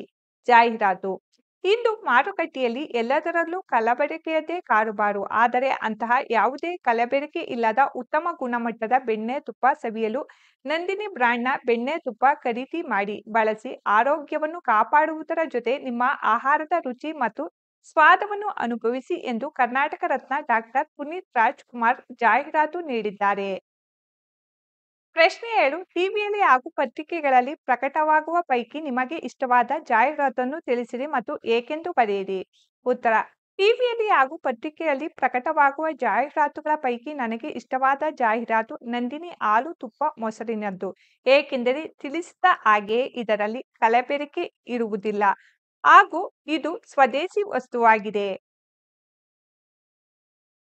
ಪ್ರಶ್ನೆ 8 ಪ್ರಜಾಪ್ರಭುತ್ವದಲ್ಲಿ ಮತದಾನದ ಜಾಗೃತಿ ಕುರಿತು ಭಿತ್ತಿಪತ್ರವನ್ನು ರಚಿಸಿರಿ. ಮತದಾನ ಮಾಡಿ, ಪ್ರಜಾಪ್ರಭುತ್ವ ಗಟ್ಟಿಗೊಳಿಸಿ. ನಿಮ್ಮ ಮತ ನಿಮ್ಮ ಹಕ್ಕು. ಸಮರ್ಥ ಪ್ರಾಮಾಣಿಕರನ್ನು ನೋಡಿ ಮತ ನೀಡಿ. ನಿಮ್ಮ ಮತ ಗೌಪ್ಯವಾಗಿರಲಿ. ಚುನಾವಣೆ ಪ್ರಜಾಪ್ರಭುತ್ವದ ಬುನಾದಿ. ಯಾವುದೇ ಆಸೆ ಆಮಿಷಗಳಿಗೆ ಒಳಗಾಗದೆ ನಿರ್ಭೀತಿಯಿಂದ ಮತದಾನ ಮಾಡಿ. ನಿಮ್ಮ ಮತ ದೇಶಕ್ಕೆ ನಾಡಿಗೆ ಹಿತ. 18 ವರ್ಷ ವಯಸ್ಸಾದ ಎಲ್ಲರೂ ಮತದಾನದ ಗುರುತಿನ ಚೀಟಿ ಮಾಡಿಸಿ ಮತದಾನ ಮಾಡಿ. ನಿಮ್ಮ ಮತ ಅಮೂಲ್ಯವಾದುದು. ಪ್ರಶ್ನೆ 9 ನಿಮ್ಮ ಶಾಲಾ ಸಂಸತ್ತಿನಲ್ಲಿ ನೀನು ಆಯ್ಕೆ ಆದಲ್ಲಿ ಮಾಡಬಹುದಾದ ಶಾಲಾ ಸುಧಾರಣಾ ಕ್ರಮಗಳ ಕುರಿತು ಒಂದು ಪ್ರಣಾಳಿಕೆಯ ಕರಪತ್ರವನ್ನು ಸಿದ್ಧಪಡಿಸಿರಿ. ಶಾಲಾ ಮೈದಾನದಲ್ಲಿ ಗಿಡ ಮರಗಳನ್ನು ನೆಡುವೆನು. ಶೌಚಾಲಯ ಸ್ವಚ್ಛವಾಗಿಸಲು ಜವಾಬ್ದಾರಿ ನಿರ್ವಹಿಸುವೆನು. ಶಾಲೆಯ ಒಳಗೆ ಹೊರಾಂಗಣ ಸ್ವಚ್ಛತೆಯನ್ನು ಕಾಪಾಡಲು ಕ್ರಮಗಳನ್ನು ಕೈಗೊಳ್ಳುವೆ. ಶಾಲಾ ಗ್ರಂಥಾಲಯದಲ್ಲಿ ವಿದ್ಯಾರ್ಥಿಗಳಿಗೆ ಅವಶ್ಯಕವಿರುವ ಎಲ್ಲಾ ಪುಸ್ತಕಗಳು ದೊರೆಯುವಂತೆ ಅಧಿಕಾರಿಗಳಿಗೆ ಮನವಿ ಸಲ್ಲಿಸುವೆ. ಪ್ರಶ್ನೆ 10 ನಿಮ್ಮ ತೋಟದಲ್ಲಿ ಬೆಳೆದ ಮಾವಿನ ಹಣ್ಣನ್ನು ಮಾರಾಟ ಮಾಡಲು ನಗರದ ಮಾರುಕಟ್ಟೆಗೆ ತೆಗೆದುಕೊಂಡು ಹೋಗಲು ಅವನ ಊರಿಗೆ ಸರಿಯಾದ ಸಾರಿಗೆ ವ್ಯವಸ್ಥೆ ಇಲ್ಲದ ಕಾರಣ ಬೆಳೆದ ಮಾವಿನ ಹಣ್ಣುಗಳನ್ನು ನಗರಕ್ಕೆ ತೆಗೆದುಕೊಂಡು ಹೋಗಿ ಮಾರಾಟ ಮಾಡಲು ಸಾಧ್ಯವಾಗುತ್ತಿಲ್ಲ. ಆದ ಕಾರಣ ಅವರ ಉತ್ಪನ್ನವನ್ನು ನಗರದವರೇ ಬಂದು ತೆಗೆದುಕೊಂಡು ಹೋಗುವಂತೆ ಮಾಡಲು ಒಂದು ಆಕರ್ಷಕವಾದ ಜಾಹೀರಾತನ್ನು ರಚಿಸಿಕೊಡಿ.